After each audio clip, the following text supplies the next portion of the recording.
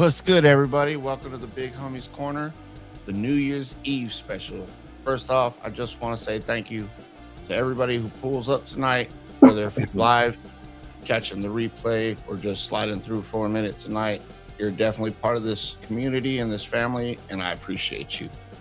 Tonight is about real conversation, real people, and real energy as we close out the year together.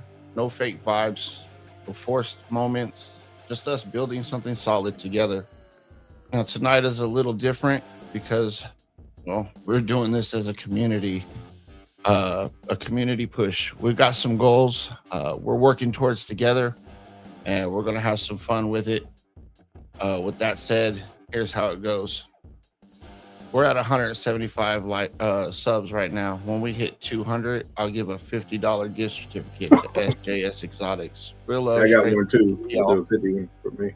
If we hit 250, I'll step it up and offer $100 off at SJS Exotics. And if we hit 300, we're gonna F around and find out, because I didn't even think of the prize. So, tonight we're bringing on 6 people at a time and running through some icebreakers, some highlights, the community, and just letting real conversations happen tonight. So if you're in the chat right now, do me a favor, hit the like button, subscribe, and share this stream, and let people know what's going on over here, because this right here, this is the Big Homies Corner, and this is the New Year's Eve special. So welcome, everybody. Appreciate y'all coming in. Yeah, Big Mike, welcome, big homie.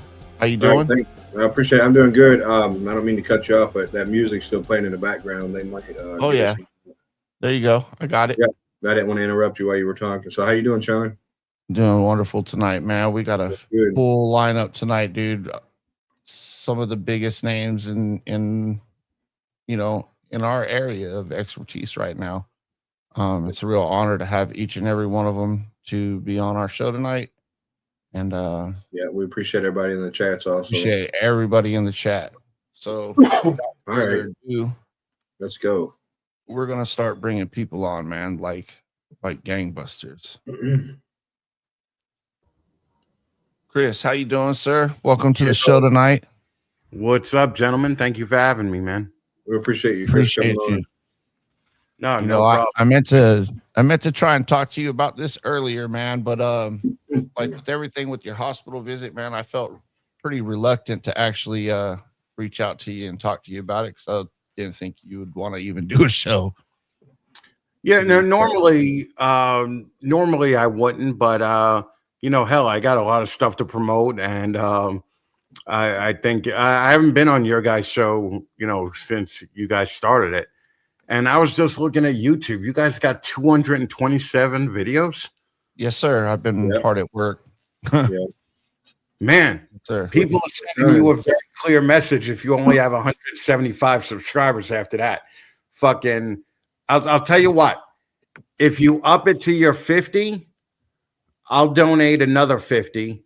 And if you hit the goal and up it to the 100, I'll donate another 100 to each one of you guys.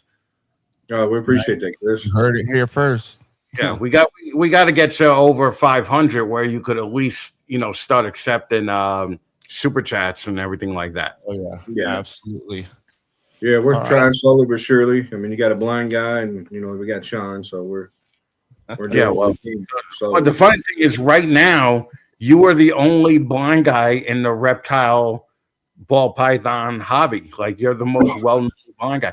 I mean, we used to have a guy named Doug Matuzak who was doing clowns. We bought our first killer clowns from him, and he was kind of blind, but I don't think he was blind blind. He was just regular blind, Yeah, he has macular dystrophy. Right. Exactly. Okay.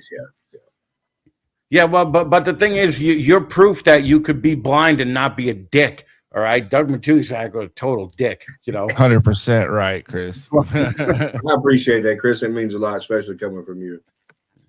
Yeah, right. No, I love Blind Mike, man. I love Blind Mike because Blind Mike is like, hey, these are the cards I was dealt. Let's fucking deal with it, and let's get through it, And I'm the same way, Right. Yeah, going from be able to see to working and not be able to see. It's like, well, fuck, I got to do something, and I'm just going to breed ball pythons, and people bitch about the colors and the morphs. Oh, it's going to brown out. I don't care. I can't see it anyway. What the hell? You see it anyways. I mean, we'll talk. I mean, that's a misguided, stupid idea, but we'll talk about that later on. Yeah. All right. So yeah. All right. So let's. Our next guest is going to be our friend Ken from LMK or the RWO. What's up, buddy? Ken? Joining us tonight. Appreciate the invite for sure. RWO.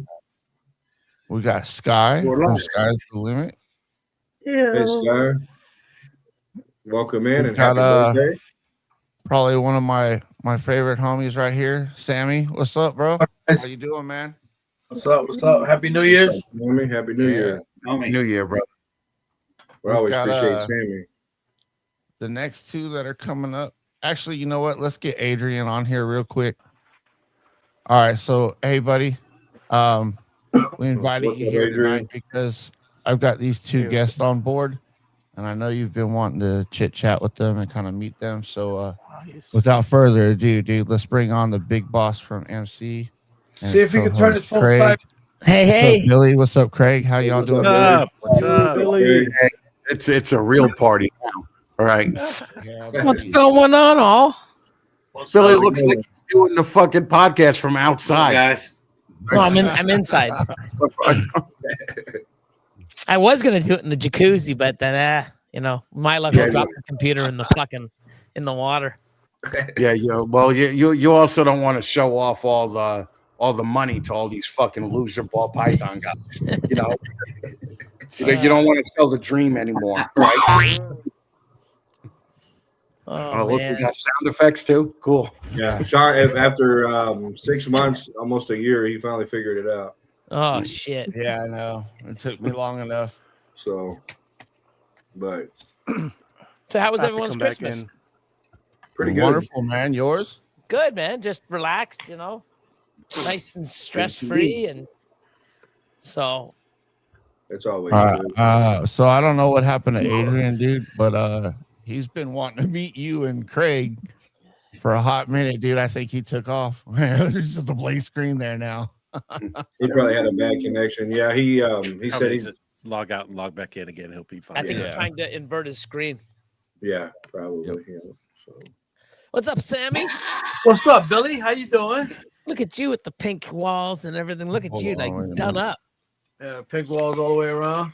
That's cool. Black ceiling and black floor. How's the little doggy? She's good, actually. She's actually with my ex until I pick her up on Friday. Oh, that's cool. Hey, Adrian, go ahead and come back in on that invite, buddy. I think Sammy didn't you get a pink chair for Christmas, Sammy?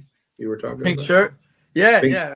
Pink we had a Secret Santa, and the lady bought me some pink shirt and some pink socks. Yeah. It was pretty cool. I didn't know what to get you. Then I went to the store. I saw this pink shirt and pink socks. I said, it fits perfect. Yeah. One day I'll do a good morning with the shirt on and the socks on. Yeah. I think there you go, Adrian. Merry Christmas, dude. You got Billy and you got Craig. How's it going, Adrian? Hey, Billy, Craig. Nice meeting you guys. Now you know who I am. Yeah. Adrian, are you on a phone or on a tablet? Phone. Turn the phone. Turn it sideways. A little bit more.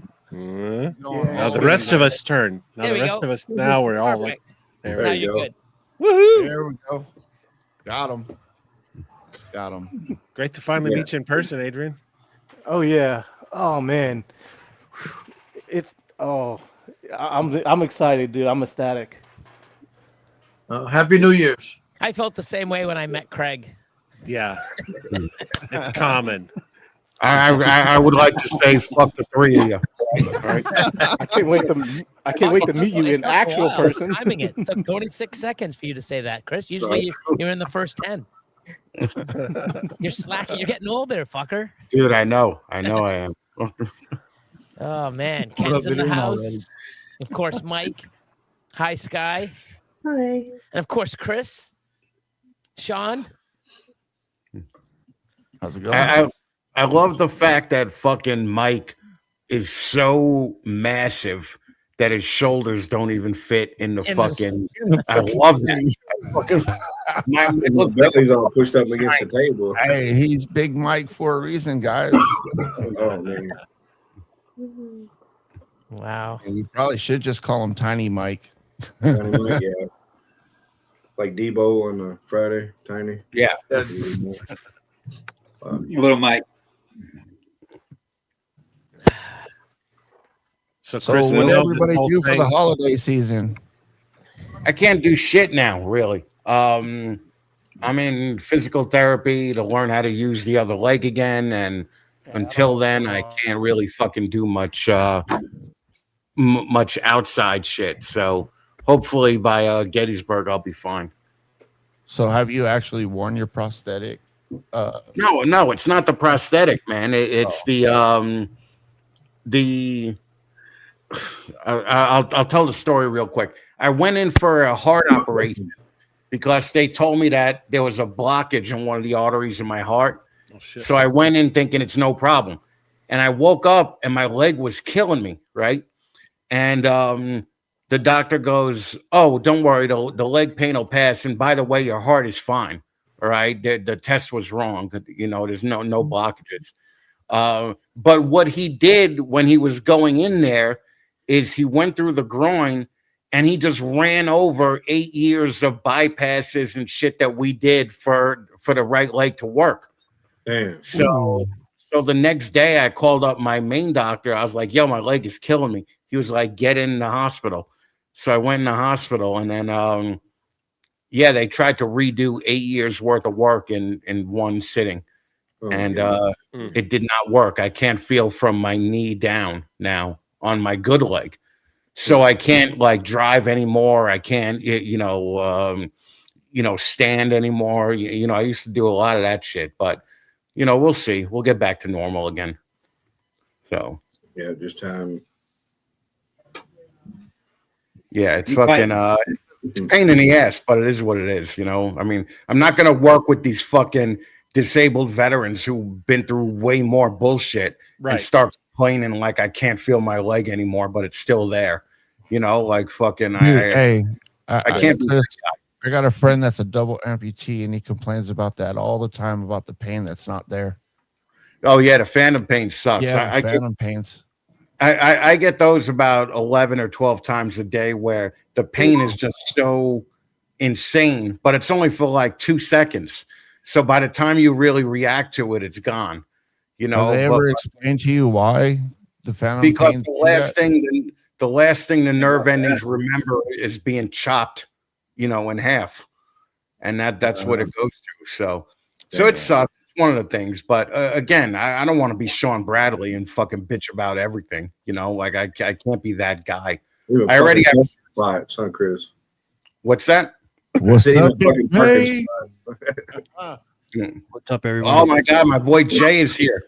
Jay, Sammy, I got fucking half of the deeds not words through here. Hell yeah! We're gonna break the record this year. What up, Jay? Yeah, we are. What's up, everyone?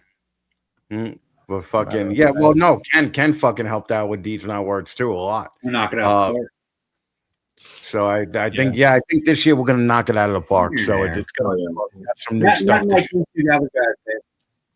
Hey Chris, do you plan on doing any of those shows out towards like St. Louis or Dallas for or is it? It depends. If it's not so much of a pain in the ass for me to fly, yeah. But I'm not going to drive out to St. Louis or Dallas. I'll tell you that. Fucking, I flew to Georgia to do the Southeast show, and my ex-partner Donato actually drove because he was selling Bob Vu a snake, an expensive snake, and he didn't want to take the money on the plane, so he drove the whole time with a gun, and fucking. It took him like 17 hours to get to Georgia. Damn. So I could only imagine how far St. Louis is or going to Dallas in a car, Yeah, I could imagine. Flying better, like Probably 19 hours, depending. Like if you're in upstate New York, I probably do it in about 19 hours. Yeah, it's fucking nuts, man. Well, when I flew too, they let me on the plane first, and that just made me feel bad. There's like war heroes getting on the plane who had their arms blown off in Iraq and fucking Afghanistan, and I'm like, oh, I really partied pretty hard in the early 2000s. You know, that's my excuse, you know. So you could put me on last, you know. So yeah, they always want to load me first on the plane. Say, no, I don't want to sit that long. You know, just put me on right as you're opening up the door. As veterans, I don't speak for everybody, but I'm pretty sure we all appreciate that, Chris, what you just said there. Well, in Georgia, they got a whole fucking crippled section. You know, where you got to go and there's just 50 or 80 wheelchairs in there. And you're just crashing into these other fucking crippled guys and just, but in New York, I watched a bunch of YouTube videos on how to fly being in a wheelchair. And it was nothing like what they said it was like. You know, these people are rolling up in a wheelchair and the people are coming from behind the desk going, let me get you onto the plane personally. I go in there and they're like, fuck you, fatty, get online. And I'm online with everybody else, like just fucking going through security. So yeah, New York sucks, man. It's the worst place in the world. Oh my God. Where you know they're gonna have automated wheelchairs taking people through the fucking airport on GPS. Dude, that would be great. When we went to Camp Freedom, they let me in one of those wheelchairs with the tank treads. That's probably nice. That shit was incredible. But I would never walk again if I had one of those, because you could just get anywhere. Would you? You just drive over everything. Yeah, right, exactly. Yeah. So I'm like, I can't. My buddy went on a gator hunt or something for disabled vets, and it was down in Louisiana. And they put him in one of them little track things because he could not maneuver through the wood line. He's like, I can't do that. Yeah, I know they weigh. How much did you say they weighed? About how much they weigh, Chris? Dude, they weigh a lot, right, Jay? Well, like 2,000 pounds. That thing was probably up around 700-800 pounds. All right, yeah. I got a picture. It pretty sturdy though. I mean, it had a lot of like fail safes. Like he couldn't. So at one point we went up a hill. He thought he was going to fall back. There was no way that thing was falling back. Like it had like a little trolley on the back of it. Yeah, but like all military vehicles, it could do a 60-degree angle, and we're good to go. Well, I love how Jay says we went up a hill. We went up like an 80-degree angle fucking hill, you know. And Jay's like, I'm behind you, don't worry. I'm like, dude, I will crush you if you're behind me and I fall backward, you know. If you blow me up, there you go the picture right here. Yeah, hold on, I got you, Sammy. Oh, let me get this. That's badass. Holy, that is badass. I think it's put together, isn't it? We just need a 50 cal on it now. Yeah. Get yourself a turbo on that thing. Dude, it was fast, man. I'll tell you, it was fast. There was another little kid. He was driving that thing like he was expert. Yeah. Wow. Hey, I got the picture. Don't get disappointed. There you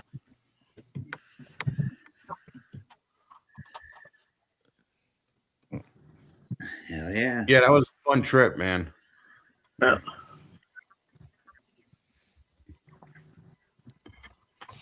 It was cool because they gave us kind of the run of the place. Oh, go ahead, Sammy.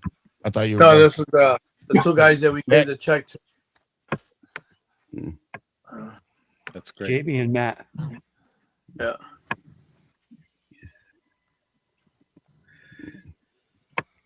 Good time. So that we got to double it up.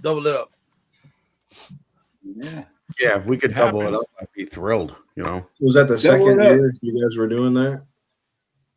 Was that what? Is it the first year of the Deeds Not Words? Yeah. This is the second year we're coming up on now. Yeah, I think the second year is going to be real. We got a bunch of new things coming up for it, so I'm pretty happy. They already the artist already submitted some of the drawings and everything, so yeah, we're gonna have fun, man. for sure. Yeah, if you guys don't come out towards St. Louis or whatever, I'll try to at least come out that way once. From the Gettysburg. Yeah. Yeah, come to Gettysburg. Yeah. I've always wanted to go to Gettysburg. Never been. It's a good time. Good time. Yeah. Yeah. Yeah, where we're all together. We have our own section, and that's like a whole weekend thing. Good time. Yeah, Sean, I'll meet you in Indianapolis, and you pick me up in Indianapolis, and we'll go up to Gettysburg from there. Let's go. Let's go. I got you, Mike. So, Billy. Yep. When are you going to get your passport stuff squared, man?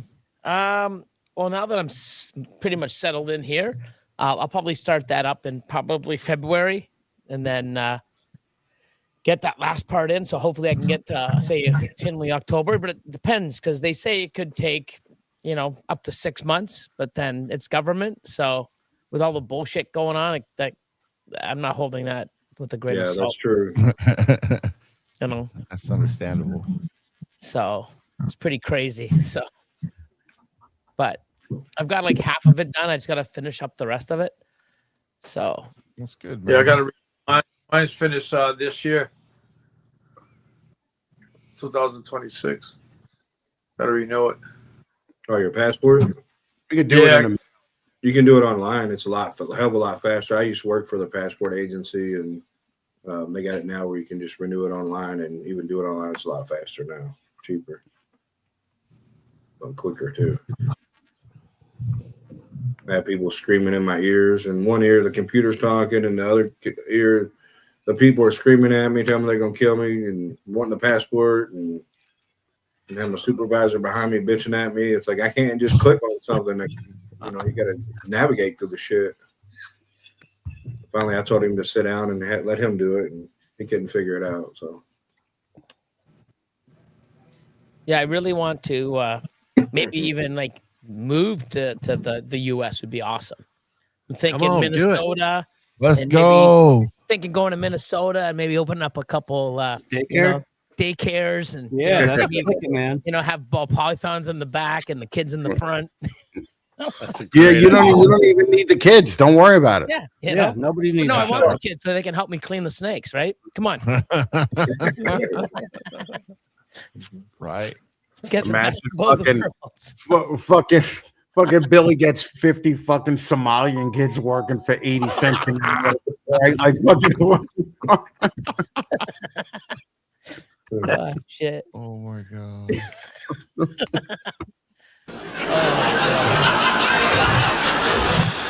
Oh, take that away from him. Jesus, yeah, dude, fucking. He's like, Chris, you want to be the corniest episode ever? Come on tonight. Come on tonight. You got cricket sounds there, don't you? No, I didn't get those in tonight. So let's see who else we got. Craig here tonight. What's up, buddy? What's How you up, doing, man? Doing great. Thanks for coming on, man. Yeah, man. Yeah, Craig is the get. Like me and Billy are going anything. Craig is the epic guy. Fucking this is I don't think enough people realize what he accomplished with Epic, that should be highlighted a little bit more because Craig killed it. Okay. And the second one was way better than the first. Yeah. And I loved it, Craig. So nicely done with that, man. Thanks, man. Yeah, Appreciate that Epic is awesome, man. Yeah, loved it for sure. So now that it's 2026, I'm thinking maybe we can stop talking about COVID breeders. Yeah. Because it's been 6 years. That's one thing that can go with 2025. Talk about COVID breeders. Because there you go. Most of them are gone anyway, so it's pretty easy, right? So, the thing is that I think that even talking about him last year was like, dude, relax. Like, if you're president and you come in and you have to blame what happened 3 and 4 years ago, they tell you to get the fuck out. Okay. So, the whole COVID thing, I get it. A bunch of people went in, there was a bunch of money, but I think that passed in like 2024, 2025. The people that were we're gonna get out. We're gonna get out anyway. Yeah, and just use that as an excuse. Yeah. I actually started breeding in 2020, so I guess I'm one of those COVID breeders. Well, you're one of those dickheads. I was watching a video today, and the dude has been doing this since 2020, and he's like, in all my years doing this, this is the best thing that happened. And I'm like, dude, you've been doing it for 5 fucking years. Like you haven't seen shit, you know? That's the most annoying thing about you young guys is like in all my years doing it, dude, shut the fuck up. I didn't even start the podcast until I was fucking on like year 20 of keeping animals because I didn't have podcasts when you were on year 1 of keeping animals, if I remember correctly. Me and Sean Bradley were killing it. Me, Sean Bradley, and Morelia Python Radio. You know, that was about it. But fucking the only reason I started doing YouTube is because all you fucking people were doing YouTube, and I'm like, oh, I can't be doing a podcast like fucking just an audio only podcast. Fucking there's 30 other reptile podcasts out there now. So yeah, it's like 3,000. Dude, there's one every night of the week. Actually, there's like 3 or 4 every night of the week. Yeah. When Keys was doing his thing, he had 18 shows on his fucking 18 shows a week. Yeah. That's a lot, man. You know. So that was another 2025 thing. It was the podcast explosion. Yeah. Hold on. Chris Eaton is fucking back. What's that? What's up, Joe? What's going on? What's up, Joe? Oh, look at that. What's up, Joe? Thanks for Dude, good to see you back, Chris. Thank you, sir, man. It's good to be back. Fucking I'm gonna be reaching out to you, Joe, just so you know if Shauna didn't already. So all right, cool, man. For sure. Yeah, we got a lot of shit podcasts out there that nobody cares about the equipment that they use. I think that we should start talking about the equipment. Like if we're gonna have 50 podcasts a night, you may as well look good, you know, while you're doing it. And it's not like it costs a ton of money to look good, you know. Mm-hmm. What did you get those mics for? What, $50, Joe? Yep. See, I got a switch. I just turn my camera off, and it makes me look a lot better. That's the best version of you right there. Oh. So, but yeah, I met Joe like 3 years ago, and we were at a show, and I was like, man, I don't know. I was like, nobody's gonna want pictures and stuff, and that's me and Joe have been, good friends ever since. And so he's like, oh, man, I don't know about coming on the podcast. I don't know what to say, and I was like, you're natural at it, and then ever since then, and. So. See, even Mike finds like the nicest ways to say shit. Like, you talk too much, dog. No, I'm serious.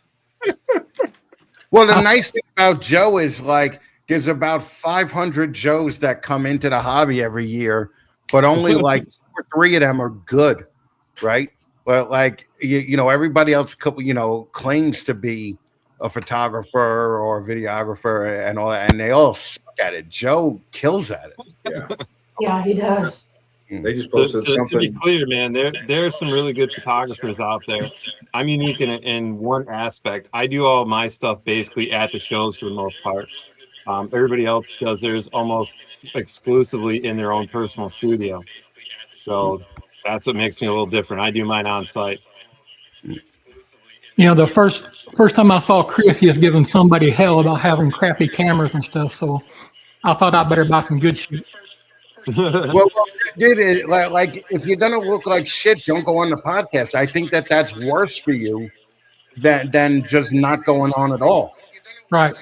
You know, if you have a bad connection, if you look like shit, it'd be worse for you to go on the damn thing and look like an idiot than actually just show up for $100 looking good. You know. That was a good rant, though. I remember that video you did. Yeah, Ken got really mad at me. I bought Ken a fucking whole setup, and he still don't use it. Yeah, fucking. Yeah. What happened? The problem with the watch an people, informative podcast on something with somebody that looks all blurry and fuzzy, or the mic sounds like crap, so I only understand about every third word, or it's hard to understand. Right. The people don't get like you know who came out of the gate swinging was fucking Craig.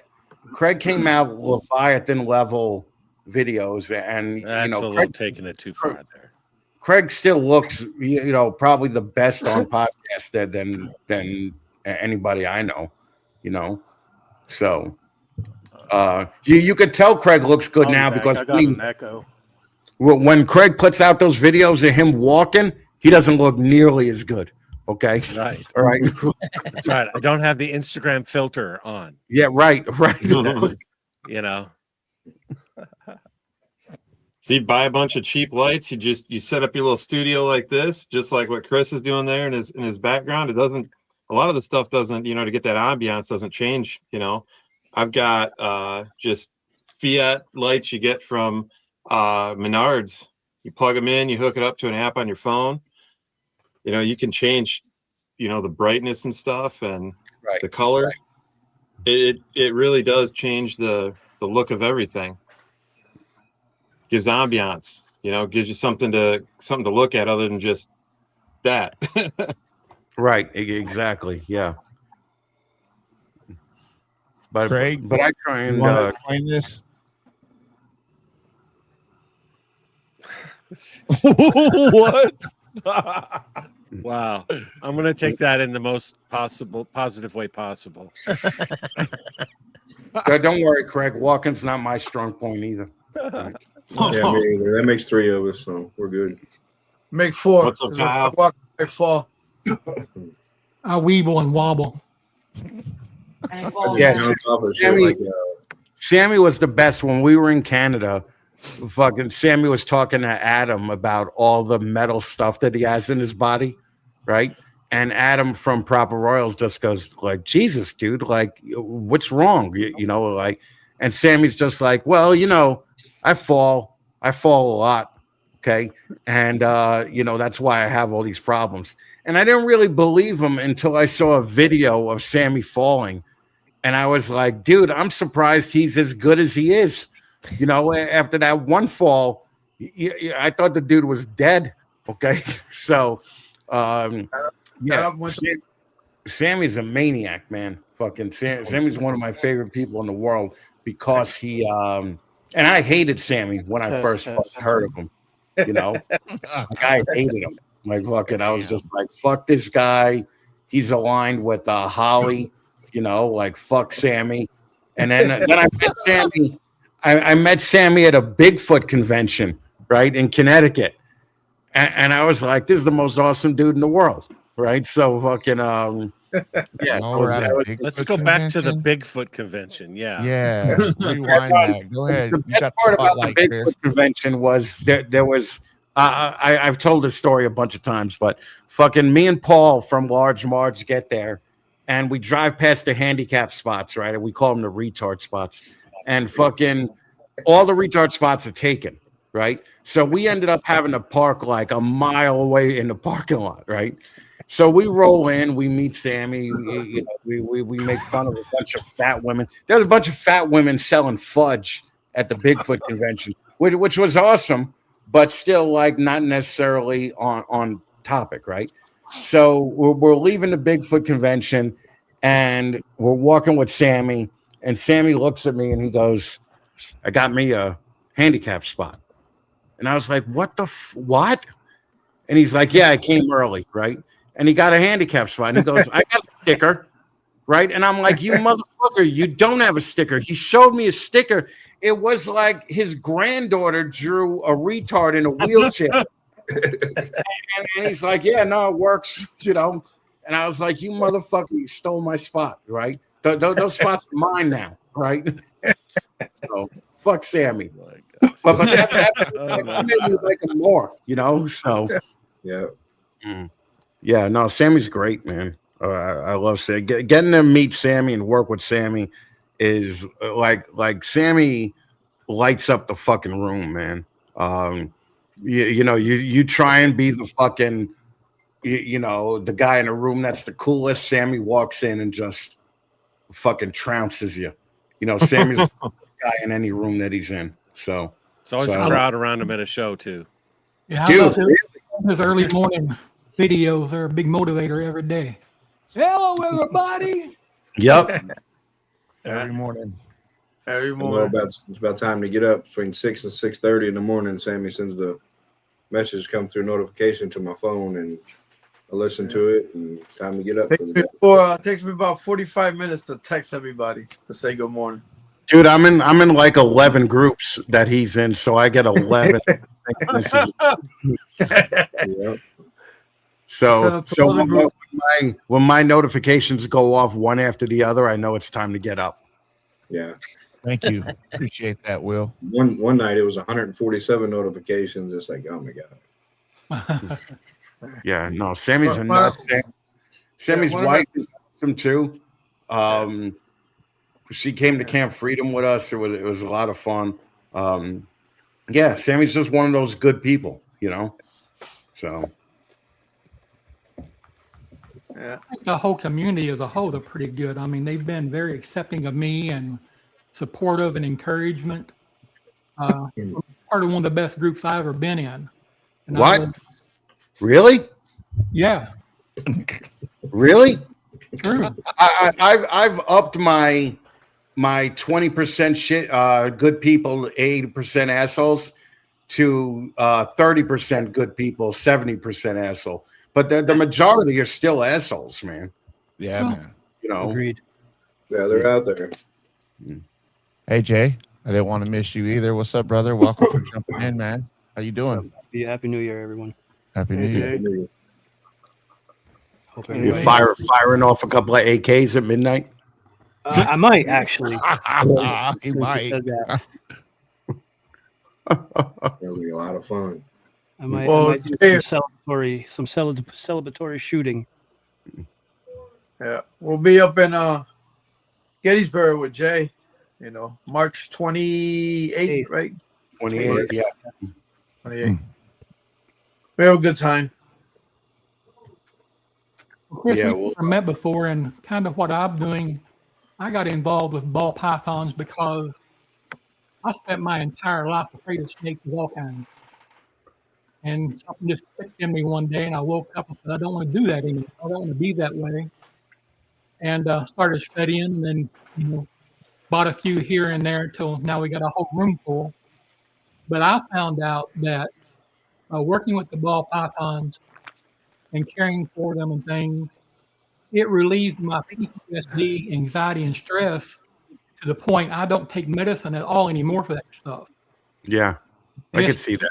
Yeah. It's just been a big blessing for me. So what I've done, talking about veterans, is my goal has become to introduce veterans in my area to this community, teach them proper husbandry and stuff. And if they find that same relief and benefit that I do, I'm going to gift them their ball python, or if I can, I have enough donations, I gift them the entire setup. Right. That's pretty much what I'm about and what I'm doing. Yeah, no, I could see where that happens. We used to give a lot. There's about 20 autistic schools in New York, and we used to give whole setups to them just for the kids because the snakes relieve the kids' anxiety and everything else. So definitely, I can see that. So I could see that happening. Yeah, it's really hard to be anxious and uptight while you're holding a snake because you just feel like they're in charge and you're just going at their speed. Right. You know? Yeah. Exactly. So they've found with autism, ADHD, a lot of different neurodivergent issues that, you know, especially smaller animals like that, even the big animals like horses and dogs. But I mean, they've been using dogs for kids with having and adults that have severe autism for years. But when you have an animal that's constantly moving like that, even if you're a little nervous with it, it takes all the voices you're hearing, everything that focuses into one spot. So now they can focus on something. Exactly. When those storms start building up in your head, you know, I can sit down with one of them and it's just like just a calm, tranquil, moonlit night on a lake in Kentucky somewhere. Yeah. Chills me out. It's one of the things I love about photography. You know, doing other stuff with people, you can think all you want. When you're working with animals, you got to pay attention. You get bit, and honestly, it's not even that bad, but it really makes you just focus in that moment, and you forget all the other crap going on around you. 100%. So me and Jay, if we go to Camp Freedom this year again, maybe we're gonna bring some snakes up there because they had that picnic up there. They had a lot of kids running around. Yeah, that's what we should have did this year. Yeah. So me and Jay talked about it. Maybe bring a couple snakes up there to hang out with us. It was great giving the guy the check, because when we gave the guy the check, he just thought that we were just some reptile assholes fucking giving $1,000, right? And when he saw that dude's eyes lit up, and he gave us the run of the place. So I'm sure they'll let us bring some snakes next time. If we end up going while there's that event going on like they did last time, we might as well just set up a booth. Yeah, I agree. Yeah. Yeah. And just bring some adults, some babies. When does that officially start, Chris or Jay? February 1st. February 1st. Okay. Yeah. Where's that at? That's all around the corner. Yeah, we're working on it right now. We got all the drawings. We're actually doing 3 shirts this year. We're doing one for veterans, one for first responders. Then we're having an exclusive shirt that we're just selling at the shows. So it's going to be fun. People have a choice, you know. But you know, I think we did fairly well last year. I'm just hoping that everybody will pop in again, you know. Yeah, I'm hoping to beat 10 grand.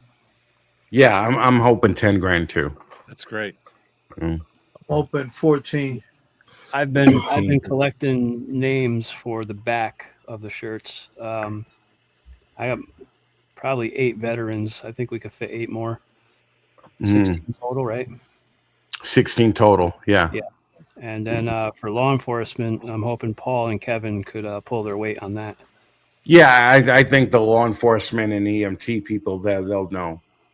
I got a bunch of people that work for visiting nurse service who want to take part in it this year too. So if we could get, you know, $500, $1,000 from them, it'll be nice. So that's awesome stuff. I tell you, it's fun too, man. I'll tell you, it's a lot more fun than shilling ball pythons. Fuck yeah, I had a lot. It is.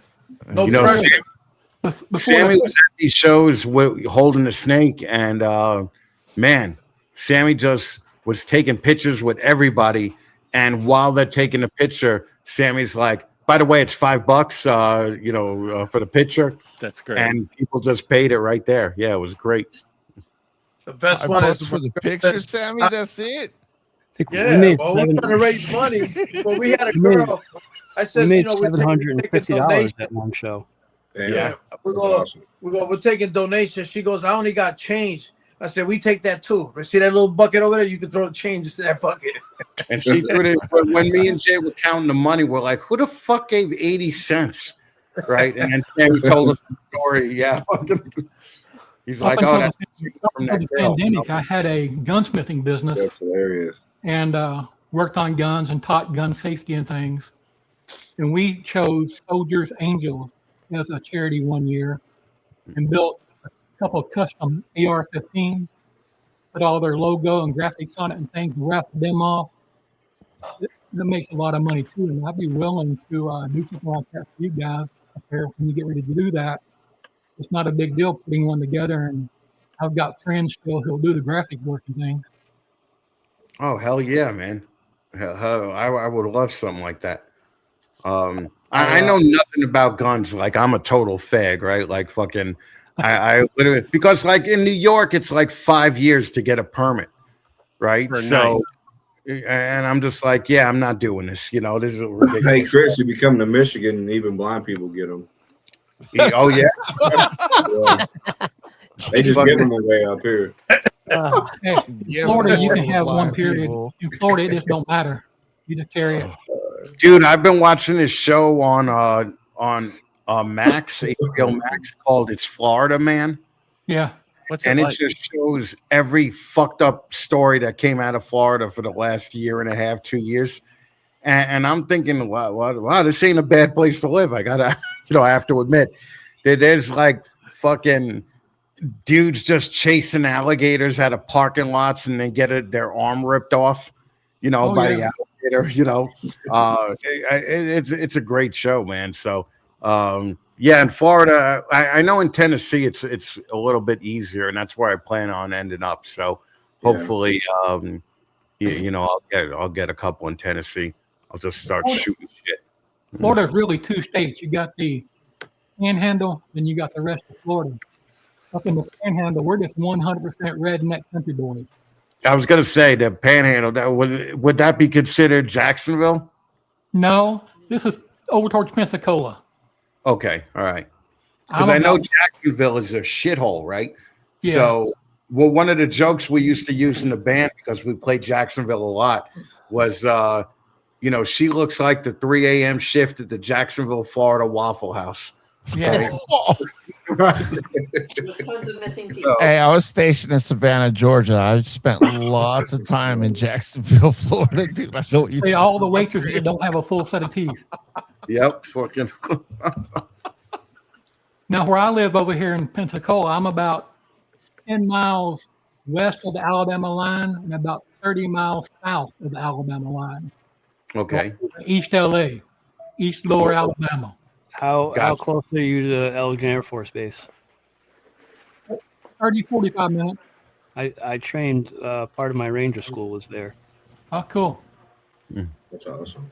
It's Eglin's a big Big swamp. presence in our military. If something's going on, Eglin's involved. It's a big freaking swamp. Big freaking swamp. Absolutely. And when I was younger, I worked in the bars and things as a bouncer and stuff. And my best friends were all Navy SEALs. If there was something started, and all I had to do was get the guys out of the building, and What are you doing? or what happened after that. What you doing? That's what I do now with Jay. I'm like, Jay's just a phone call away. I just fucking call Jay. As long as I have a 2.5 hour, wait time, and give him 2.5 hours, Jay will be there, guns a-blazing. So, Yeah, me too. Just give me a call. There's one thing I have more of than snakes, and that's guns. Damn. I used to have more guns than I had things to shoot. Huh? And then I got rid of them all. I have more guns than I know what to fucking do with. Me I got too. like That's 74 always a of good them now. thing, though. I could probably spend a week cleaning on them and never get them all done. you allowed to have guns in Canada, Billy? Yeah, if you are permitted. Mm. And it's not yeah, I don't really know the rules because I don't really need or want a gun. Fag. So, Well, y'all missing out right here. You don't need a gun for confrontation anymore. Y'all seen Trailer Park Boys? yeah, there you go. Just come at him like Randy. Nobody wants to fight Randy. Yeah, like I mean, Hey, if guys. we were allowed to use them here, like if someone broke in right now with a gun, and I wrestle the gun and I shoot him, I'm going to fucking jail. That's It's so fucking stupid here. So Yeah. to own a gun, like they're trying to take away all guns anyways, but there's no reason to have one because we can't even use them, right? Yeah, So it's right, like right. it's like having I don't know, it's like having tits on a bull. Like why? Like it's Right, useless. yeah. Like, I gotcha. you know what I mean? So there wasn't anything for me to want to get into guns or weapons, even though it'd be cool to shoot them off and learn about them and go to a range, but it's never been my thing. So Billy, I got all you have to some- do is pull out one of them big ass snakes and be like, "Hey, bud, do you know if this is venomous or not?" And he doesn't probably know anyways.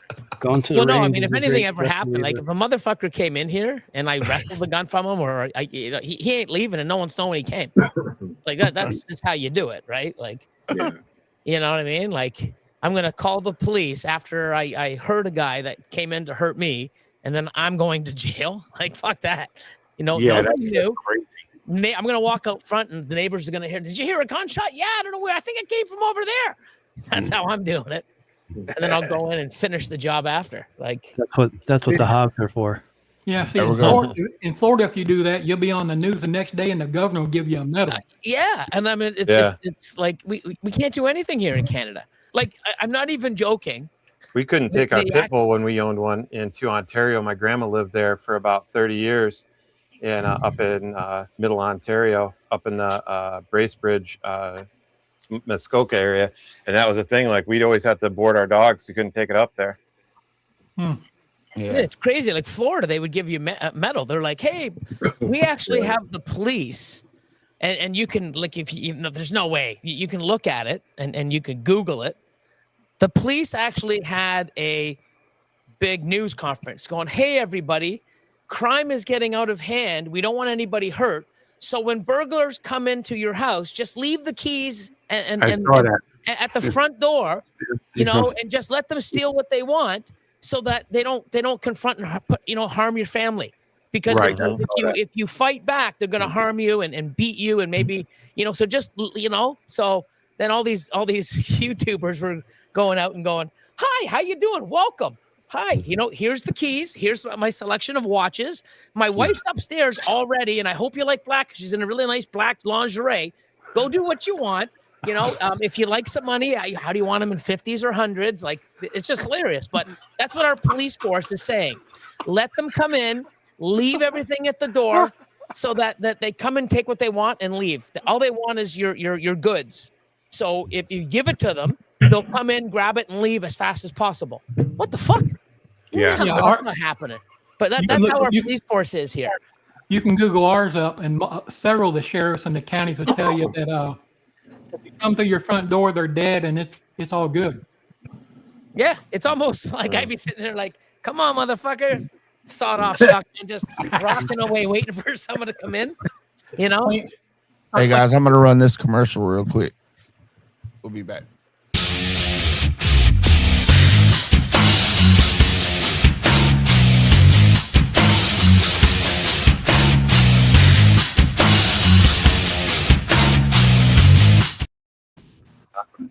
All right. That's our new movie. It's a work in progress, Chris. Killer track on that. Yeah, I'll take that. We got one more. And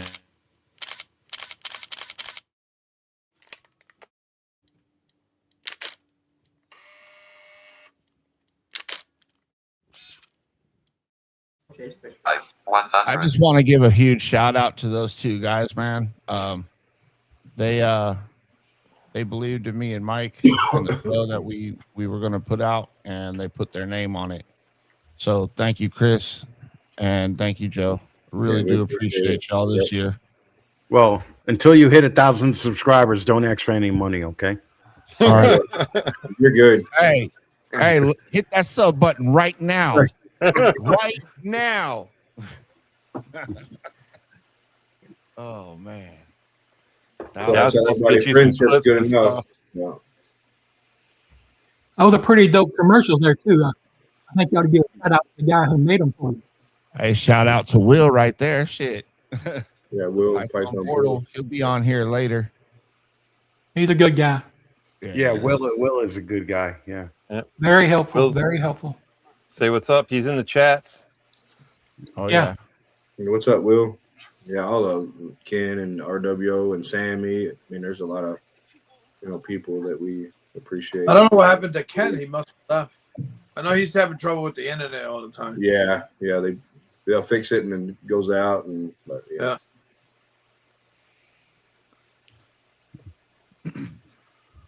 So what's everybody trying to I just had a question.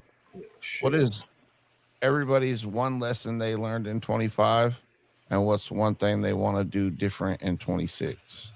You want to start, Mike?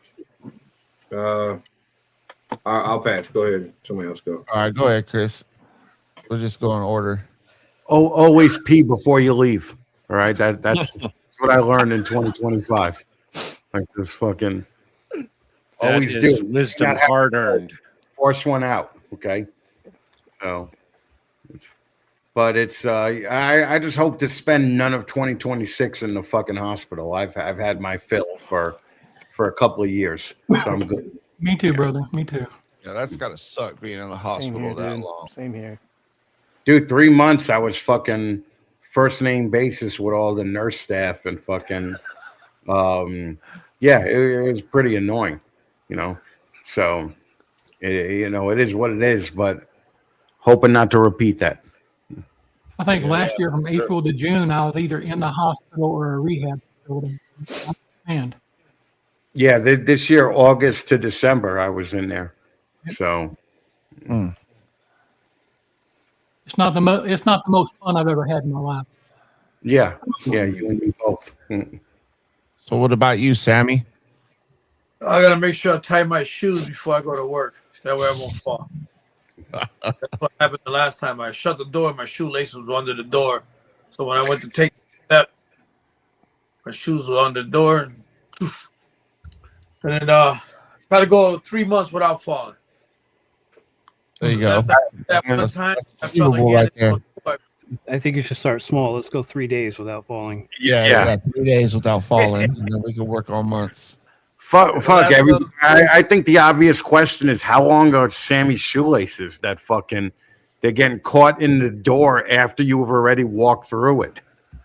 He's got to switch to the Velcros. Yeah, you got to switch to Skechers. That's what I My wife got. bought me some sneakers that you put your foot in, you don't have to tie anything. They fit perfect. It's the way to go. That's what I got. Yeah. It's old man shoes, Sammy. It's okay. Yeah. I didn't want to say it, but that's what I was getting at. Yeah, my kids told me ever since I got gray hair, I'm an old man, and I've got the Skechers slip-on shoes, and I don't want to tie them. And get That's them what I on. got. Skechers.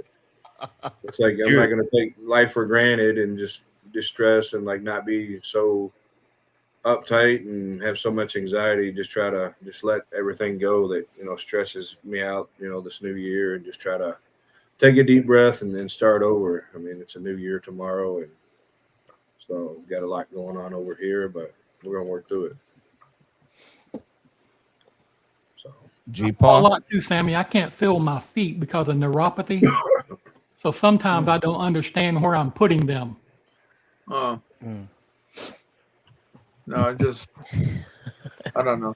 They can't find out. I had a whole bunch of tests. They still can't find out. Damn.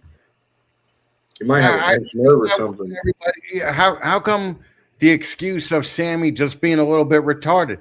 All right, he's falling. At least you're honest, Chris. Damn. My daughter tells me that all the time. She goes, "Dad, that's because you're retarded. You're crazy. You just fall, you get up, and you keep on walking. You keep on doing what. So just relax." And I'm like, I gotta go. So I like to know why that. Go ahead. Sorry, Chris. No, it's all right, Sammy. Just Sammy's a little bit retarded. Everybody still loves you, so it doesn't matter. So you're good to go. Wasn't that like a medic alert commercial? I've fallen and I can't get up. Oh, yeah. Take Sammy's class because he falls and gets up. And if you can't, then use this medical alert button. That's when they start giving you rubber hips. Side hustle there, Sammy. Yeah. Get a How rubber about hip instead of Paul? titanium. You could do the commercials too. What you learned in 25, man? What are you trying to do in 26 now, moving forward? The thing I've learned in 25 was to love myself. I cared way too much what people thought about me, how they felt. Took it personally. And my nephew told me, he said, bud, he said, it's not your business what somebody thinks of you. There's nothing you can do about it, so don't worry about it. And I kind of bought into that. And I'm a much happier, thriving person. That's good, man. And going into 26, what was a thing I heard many years ago? It's kind of deep if you get to think about it. It says, look where you're going, or you'll go where you're looking. I'm going to have to try that. Try what? Look where you going? I was waiting on Chris to respond on that one. So. No, listen, fucking G-Paw, you're hideous. Okay, you're a hideous dude. Don't worry about it. Take that and roll with it. Okay, fucking, you're on a panel with nothing but hideous dudes. Okay, so you already know that you have 9 people you could call if any shit goes down that bothers you. You just take what you have and you fucking roll with it. Well, 8.5 because Chris is usually an exposed. Oh, that's a leg joke. Okay, all right, got it. No, it's not a leg joke. That goes back to what I was saying earlier, though, Chris, and you're exactly right. What you're saying is the people I've met in this community are godsends for me. I mean, I've been involved in a lot of things in my life, Masonic lodge, churches, civic organizations, the whole 9 yards, but this has been the most supportive, encouraging, accepting group I'll ever belong to. Now, like you said, yeah, there's some assholes out there, but I think they all live on Facebook. Yeah. A lot of them do. True, a lot of them do. Now we got Billy didn't drink all that unicity to be called an idiot, dude. Oh shit! Yeah, face it. I mean, that's Billy. That unicity. Yeah, I'm still on it. Yeah. Yeah. I got off, been on it for now almost, it'll be 2 years in April, but I was off for 3 months while I moved, like getting in, just because my schedule was off. So it was hard to do, so I sort of fell off the wagon, but now I'm back on. So, okay. What is it, Billy? Yeah, what is unicity? Well, basically, it was for me. My buddy was just trying to get me on it for a long time, and I'm like, diet this, diet that. But when I went to get my hernia surgery, the day before, because they put you in the night before your surgery, so I go in and they're like taking my blood test and they're doing all the stuff and they weigh me. So when I go on the scale, I'm like over 200. I'm like, holy shit! Like I should be 185. And I was over 200 pounds. And I'm like, oh, okay, I get it. And then when they did my waist, right, I was a size 38. And I'm like, no way. I was always a 34. So they had me at a 38. And I said, do it again. So when they do it, I'm sucking my gut in. And they're like, we're not measuring your gut. We're measuring your waist, right? So it's like 38 no matter how much you suck it in. I'm like, holy shit. And it's funny because when I used to have my security company, I'd always have to wear proper pants and stuff with a belt. And I was always like a 34. And since COVID, when I got out of that business in April 2020, I've always been in shorts and sweatpants and anything elasticy.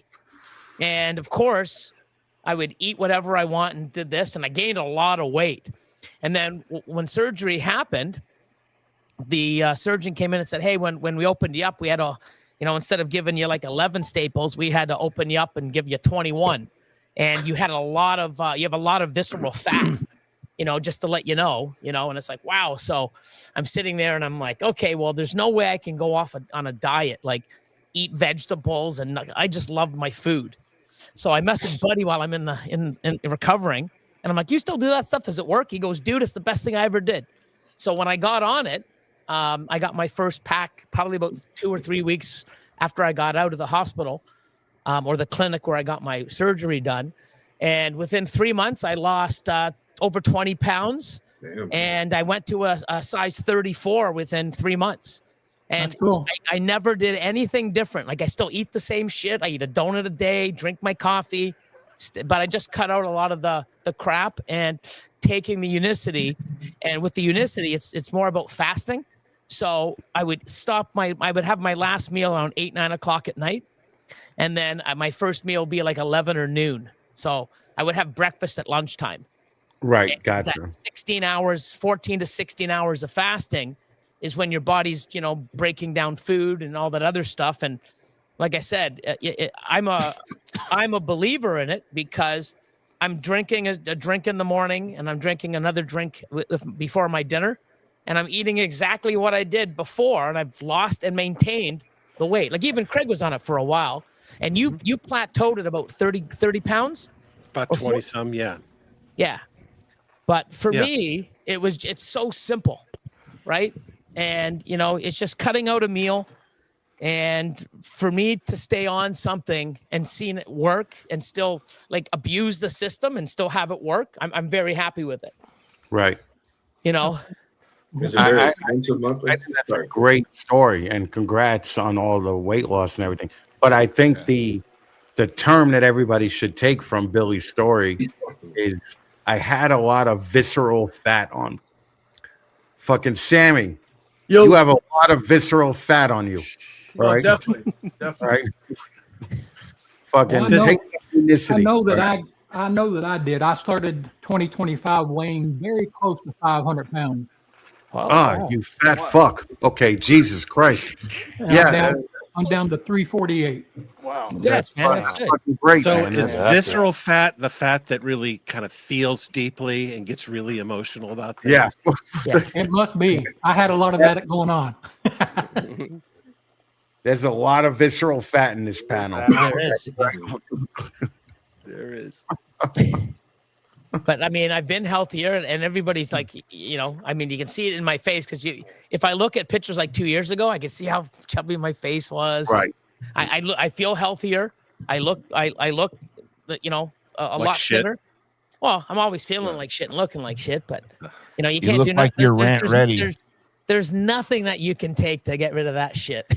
Yeah. You know. So, but no, I'm glad I took it, and you know, it's good because all my clothes that I never wore, like my jeans and all that stuff, because I never really needed to wear them. When I got out of the hospital, I went and tried to put them on. I'm like, holy shit! Like this is like I can't even get my button up. And then after 3 months, all the clothes fit me again, which is awesome. So that's fucking great. Awesome.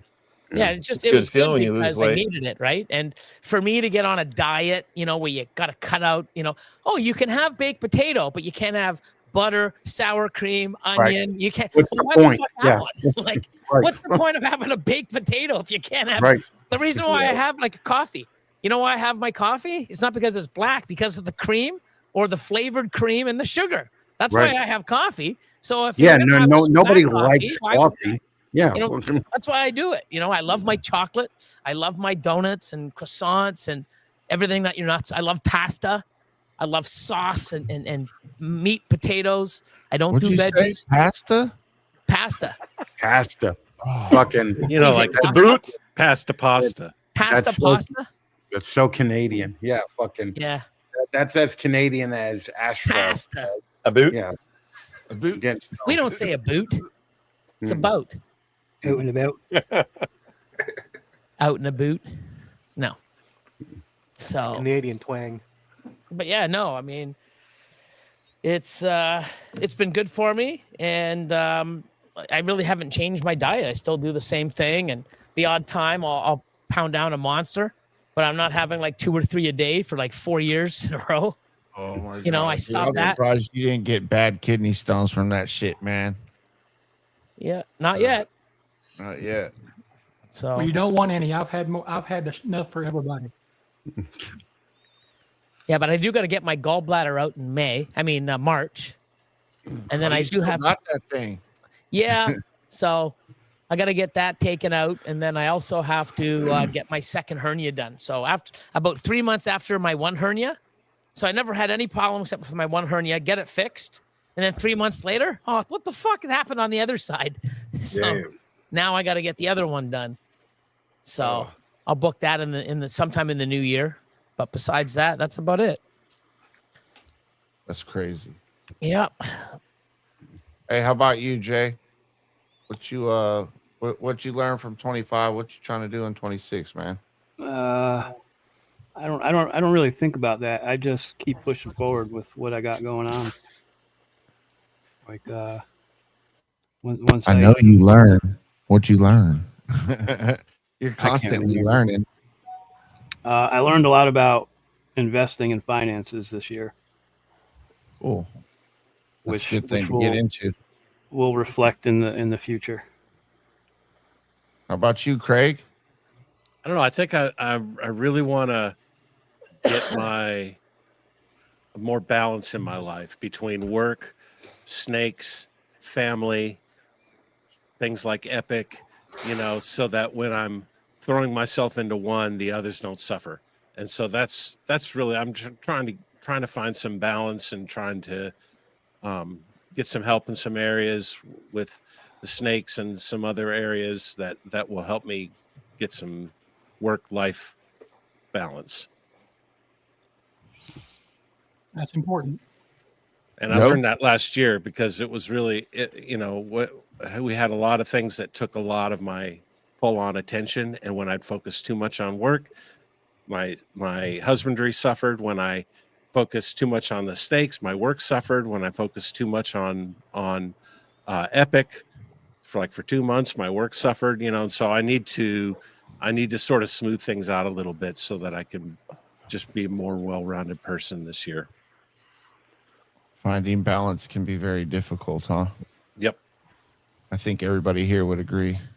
Yeah, that's another thing I'm going to work on too. With especially those guys that are still doing full-time jobs and they're trying to take care of their animals, they're trying to do their podcasts, they're trying to do all that stuff. Like, shout out to those guys.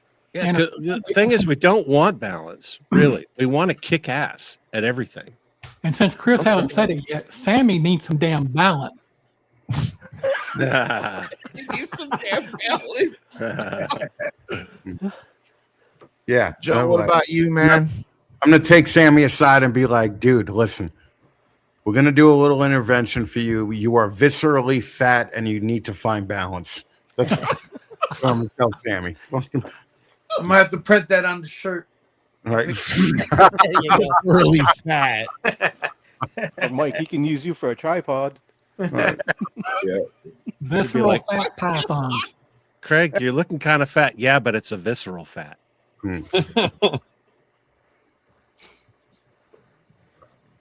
Y'all are messing up.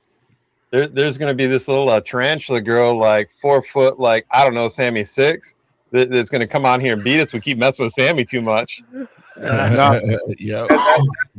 That's visceral cat. I'm not afraid of her. Okay. Oh my God. Oh, Jesus Christ, dude. There goes the bomb. But on that cat's a sweetheart. Is that like yeah. StreamYard That's my sister. option there that you're doing with that sound? Yeah, it's all StreamYard. Oh shit. Yeah, you can tell because it's very cheesy.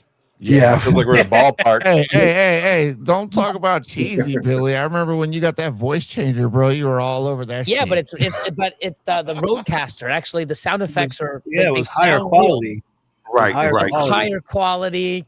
Like these ones here sound like a 1980s video game from Atari. That's what I got. Do you still use that Roadcaster, Billy, or did you get the second one? I got the right now. I'm talking on the Roadcaster 2, the Pro 2. I still have the old one. I'm just haven't had time. I'm gonna put it up for sale.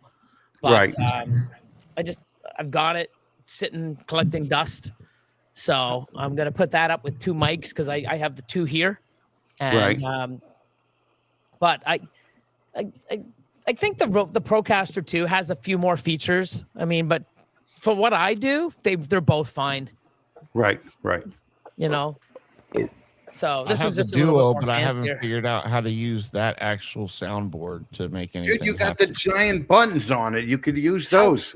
I'll push them and nobody will hear them. Oh, because you're not hooked up right. Yeah, you gotta go in and hook up properly. All right. I got a Stream Deck one, and I gotta get it all out. Yeah, the Stream Decks, I was thinking about getting one, but then I'm like, man, there's a lot of rewiring that would have to happen if I got a Stream Deck. So fuck that. I got to wait for Shauna to come up to New York for any rewiring that I want to do, Right. So, and to paint, high, anything I need that's high up, I just wait for her to come and then she takes care of all that shit for me. I'm like, listen, I went full retard. All right. You're going to have to do a lot more to fucking help me. All right. So. Full retard. Yay. Yeah. I told her I'm like Simple Jack. Yep. Did we get ice cream?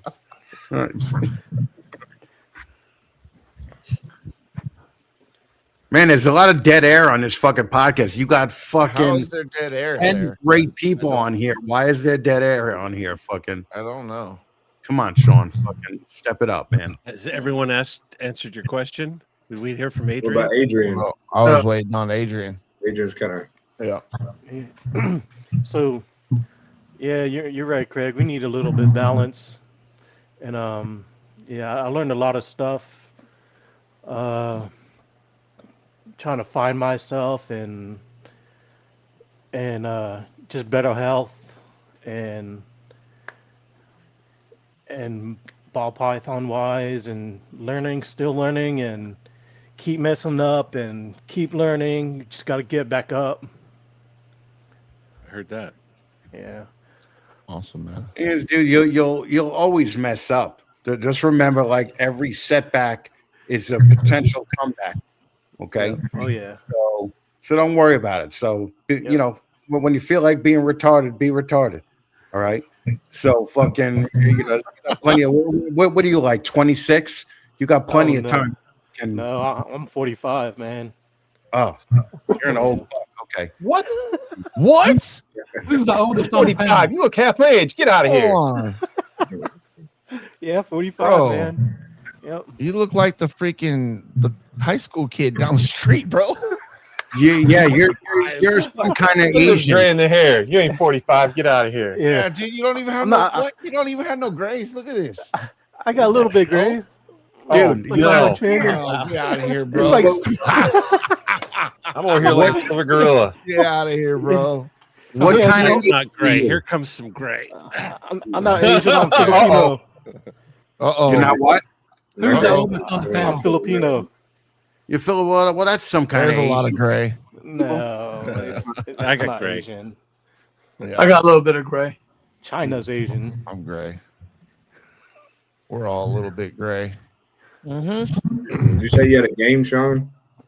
Yeah. You guys want to play a game? Little I was gonna icebreaker say, do you game. want We me to get go the, still? Do it. we What kind get of the game? ball here. I only hate You want me Tuesday, to go still? Broadway music and organized fun. So as long as it's not What are we doing? A cats or? I'll take things that didn't happen for 500, Sean.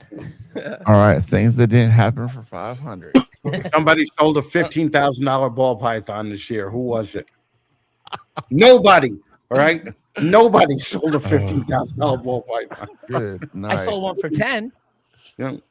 No, I've seen It wasn't 13.5 has been the most that I've seen so far this year. 13.5, but the dude said that he sold it for 25. Right, and I'm like, come on, man. Like, Yeah, he's lying. yeah, don't Lying, lie to people. He had it listed for 25. He sold it for 16 or something, 13. And I'm just like, dude, come on, all right? Wow. Dude.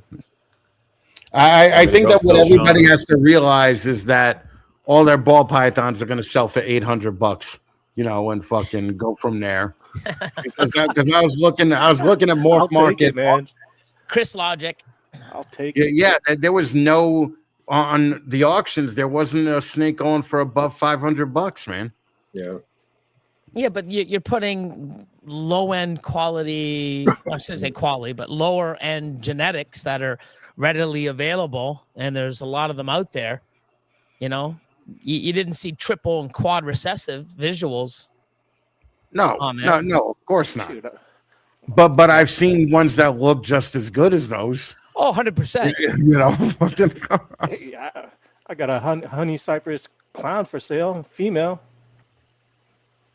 I think the fact that I wouldn't buy it from you just because there's honey in it, right? Like fucking what a bullshit gene that Yeah, is. I just poured some money on there. Patreons, on his Patreon. What was that? Shitting on jeans? Shitting on, shitting on jeans. Yeah, Shitting on. I think it was just called Shitting On. Yeah, and it was and he like would go on, and he had what was that one that's heavily in Texas? Oh, Huffman. The Huffman, yeah. Yeah, he's shitting on Huffman and shitting on this one and shit. They were pretty funny little episodes. But yeah, but that's the thing. Like it was just a fucking joke, and people got so people got mad. But the people who understood the joke got it, and they were happy that somebody brought attention to that. I was laughing when you did the Ultramel. And I'm like, look, I'm shitting on Ultramel. Like, come on. Like, it's a fucking recessive for one. You can see the morph. You know what I mean? It's plain as day. Even Mike can, Oh shit. But then he's putting out a shitting on Ultramel. And I'm like, what a fucking douche. But I laughed the whole time. It was awesome. But I did shitting on like Herpers too. And that one was my favorite. Like fucking shitting on Herpers. Like fucking. It's just these fucking people that just you got a snake waiting somewhere for 3 fucking days for a gerbil to fucking walk by, and some gorilla with a fucking camera fucking yanks you out of your favorite hiding spot to get a picture for the Instagram, and then fucking throws you back. Like get the fuck out of here. Just leave the goddamn thing alone. Right? That's hilarious. I'll tell you something. You know what? I like what you said there, Chris. If you actually took the time to like look at it in its environment, you're gonna get a way better pic than you and your grubby ass hand fucking holding it out. Yeah. Fucking A. Can you just see it? I mean, you look like what is that? Men and Mice. I'm gonna pet it and I'm gonna love it and I'm gonna. Oh yeah. Of Mice and Men. You're fucking Lenny from fucking Of Mice and Men. Like it's so stupid, man. I was like, you never see that with a lion.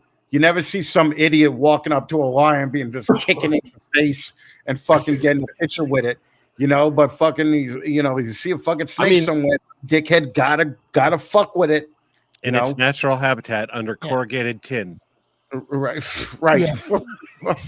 I mean, a lot of people love to do it. I just don't like, I've never had the time, and I don't think if I had free time, it's like, oh, I got nothing to do today. Let's go out in the woods and look for animals. Like, right. It's just not. It's something like me and guns. It's just not me. But other people, that's all they want to do on their spare time when they travel. That's all they do is they go off, go on safari, go look for stuff and cool animals. And it's like it has to be something that's in you that wants to do it.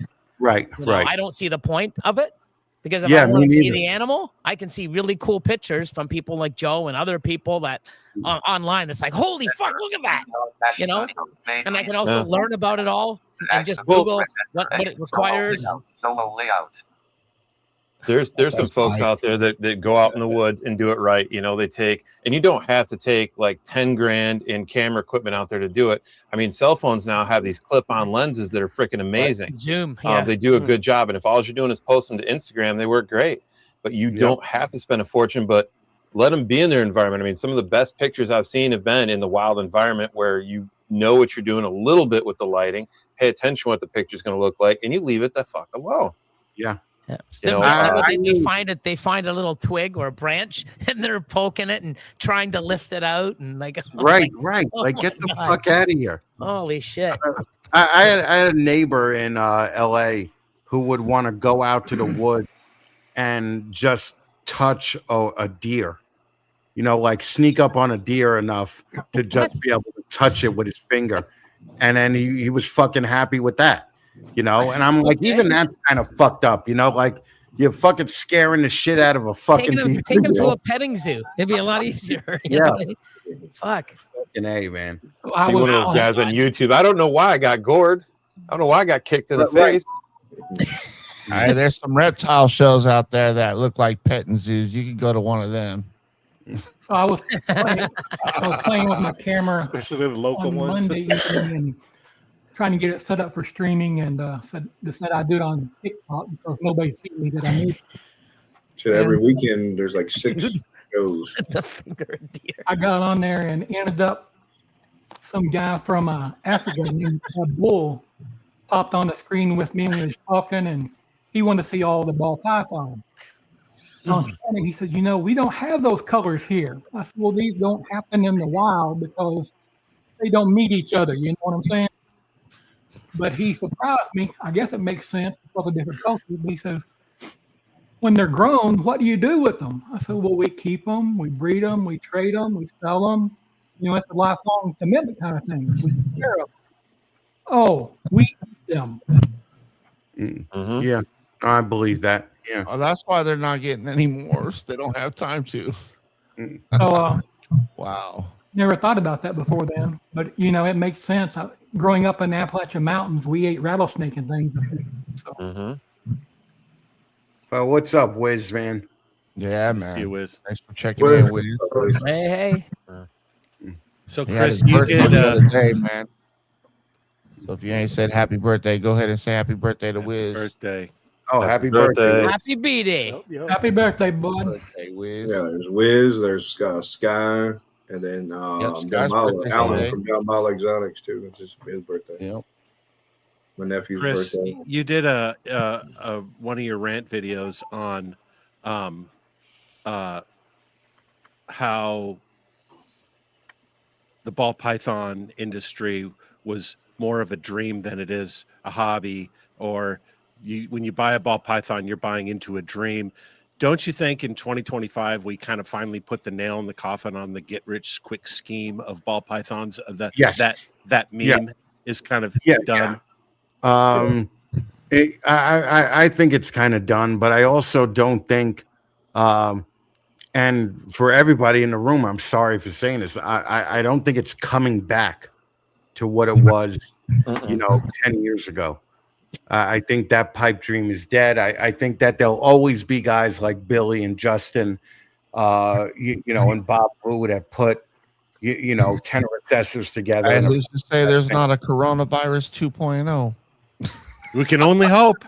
Let's go. No. I unless there is, if you were monetized, you would have just got demonetized. Yeah, but that's right.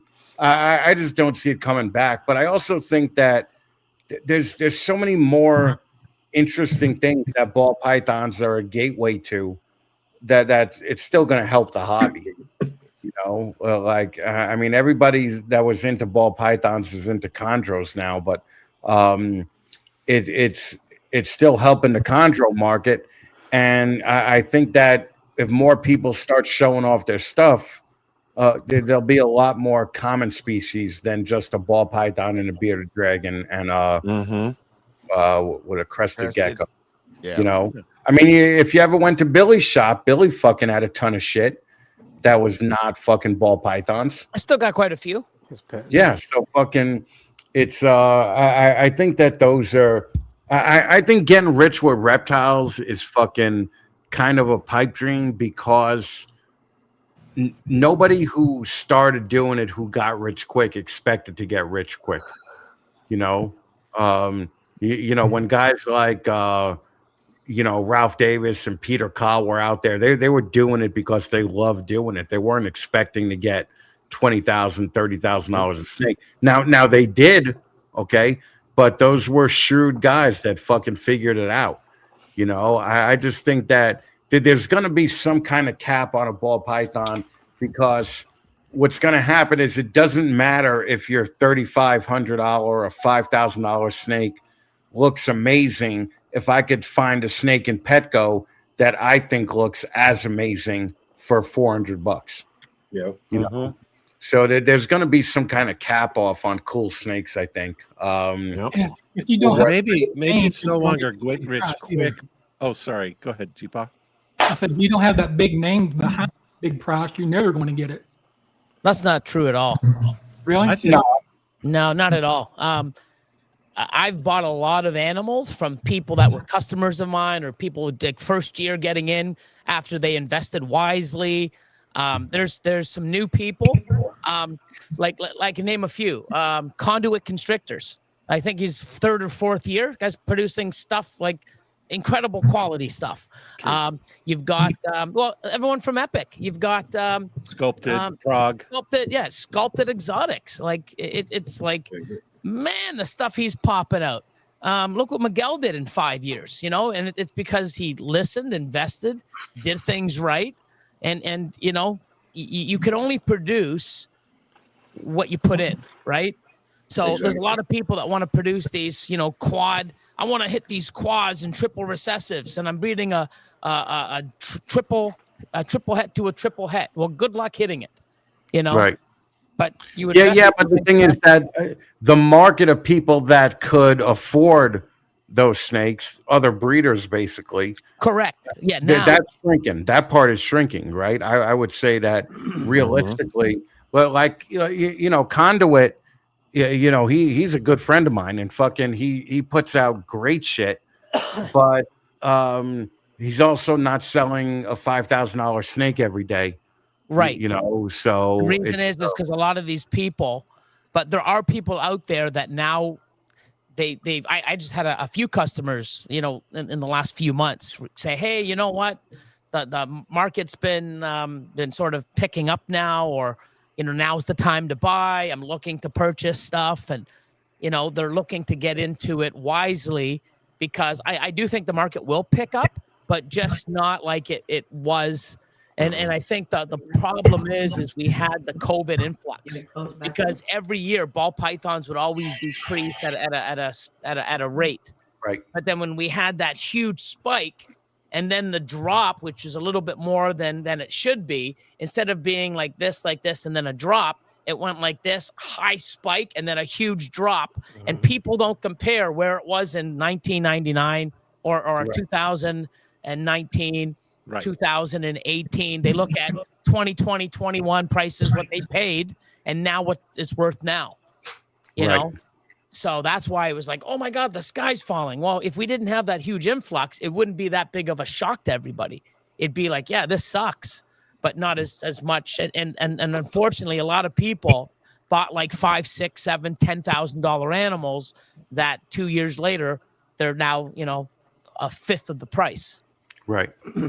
But you're not going to lose on that. It's just going to take you a few extra years to recoup those funds, because a lot of people want to make their money back within the first year or two.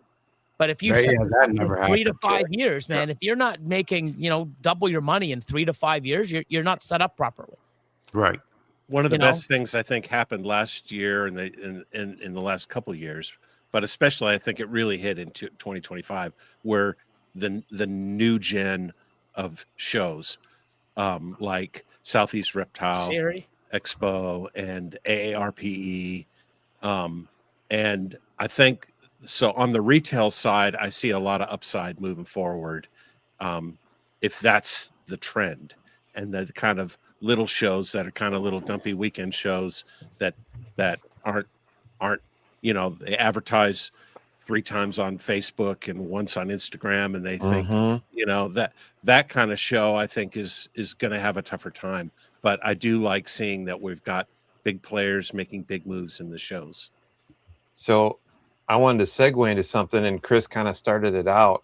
I was going to say what I kind of learned this last year, and it all has to do with everything you guys just talked about. Growth, evolution, right? You guys do something completely different than what I do. You breed with purpose, theoretically, to make something better, to make something new, to grow what you do. I have seen, and I have a unique perspective, right? I am not a breeder. I sit on the sidelines. I watch the people, I watch the breeders, I watch all the different animals, the resellers, the flippers, the I know I'm going to make somebody mad out there with that, but too bad. Some people are flippers flat out. Some people are nicely called resellers. And then there are the importers and everyone else in between. And I've sat here like Chris said, and I've watched, like, there's a drop. People don't have the money. They don't want to spend that. Well, everybody else, the breeders are suffering. I was watching the importers with way cheaper prices selling stuff that some of the breeders couldn't get. They were able to get a hold of, the flippers were able to get a hold of large collections and sell them, here's some guy over here trying to sell a crested gecko for $150, and this guy's selling them for 40. Well, guess what they're going to buy at a local show or even a larger show. Yeah. And I've watched that happen quite a bit in different states too, not just in Michigan. And I would say that breeders as a whole have had, and you can see it too, which ones are doing better, which one they've had trouble evolving. Like, okay, what am I doing now and why am I stagnant? For me as a photographer, I'm like, all right, my stuff's gotten stagnant. My stuff looks the same as it did a year ago. What do I need to do to be different? What do I need to do to grow? I see another photographer out there that's making stuff that I like better than mine, that's doing something better, doing something more imaginative. Okay, what do I need to do to change that? What equipment can I get? What skill can I pick up that I need to learn? That's good. And a lot of it is marketing. Oh my God, I have watched photographers that are better than I am that nobody knows about because they have shit marketing. They refuse to learn to find a way to do better. And I'm watching breeders out there do the same thing. Sellers, vendors of any kind. They're like, this is what I've always done. And they turn around and get mad at a show because nobody wants their stuff. It's like, well, somebody else is doing something different. These other people also get on their social media. They pushed it. Hey, look, I'm going to be here. They helped, and they went to shows and created a small name for themselves. Yeah. And they get followers. People pay attention. They get on the podcast. They do the live Instagram and YouTube stuff. And I think that's going to make a huge difference in this next few years because they've shut down importing from a lot of places. There's stuff that you're not going to see, like Chinese water dragons. The folks that were smart and held on to those people that are captive breeding, already watched their price start to double and triple for babies. And it's not been that long since you couldn't get them from China. And the folks that have held on to some of that stuff, the breeders that are hanging tough in ball pythons that have a 5 and a 10-year plan, that have looked ahead and said, okay, stuff's going to change. What am I going to do different? Costs are coming in. How can I change my cost yet still produce, and how can I figure out the marketing end of it? How can I show everybody what I'm doing and make them want what I've got? And the folks that refuse to evolve are going to fall by the wayside and hang on until, they push themselves out. And they're not going to get pushed out by anybody. The folks who are going to fail because of themselves. And that's for happened me quite this year, a bit. I'm not going to do that. I'm not going to do that to myself as a photographer. I'm going to grow. I'm going to say, all right, take a hard look in the mirror. You're not doing better. What do you got to do? Yeah. Go ahead, No, Chris. go ahead, Billy. I was going to say a lot of people had that mentality, 2017, 18, 19, 20, where, the expansion, everyone's like, oh, well, I don't need to do this. I'm going to continue just to, reproduce the same stuff year after year because I go to a show and I sell out. And then when the big boom came, they didn't want to adapt. Oh, I don't need an ultrasound. I don't need to market myself. I don't need to reinvest and buy better animals to upgrade my stock because I'm selling all this stuff out and I don't need to change. And you saw all those people that were customers look beyond them because now their collection's way better. And they were sort of if I'm a customer of yours and I'm growing and now I can't be a customer of yours because my stuff's better than yours, that new customer now is basically evolving and changing. And without social media and without going to shows and without being part of lives and getting your name out there, you're just going to sort of, like with the way the market's dropping, if you're not a part of the market and trying to change and adapt, you're just going to drop faster than the market because there's too many people coming in that are putting their names out and being a part of the community and advertising and marketing and changing the way and shifting gears.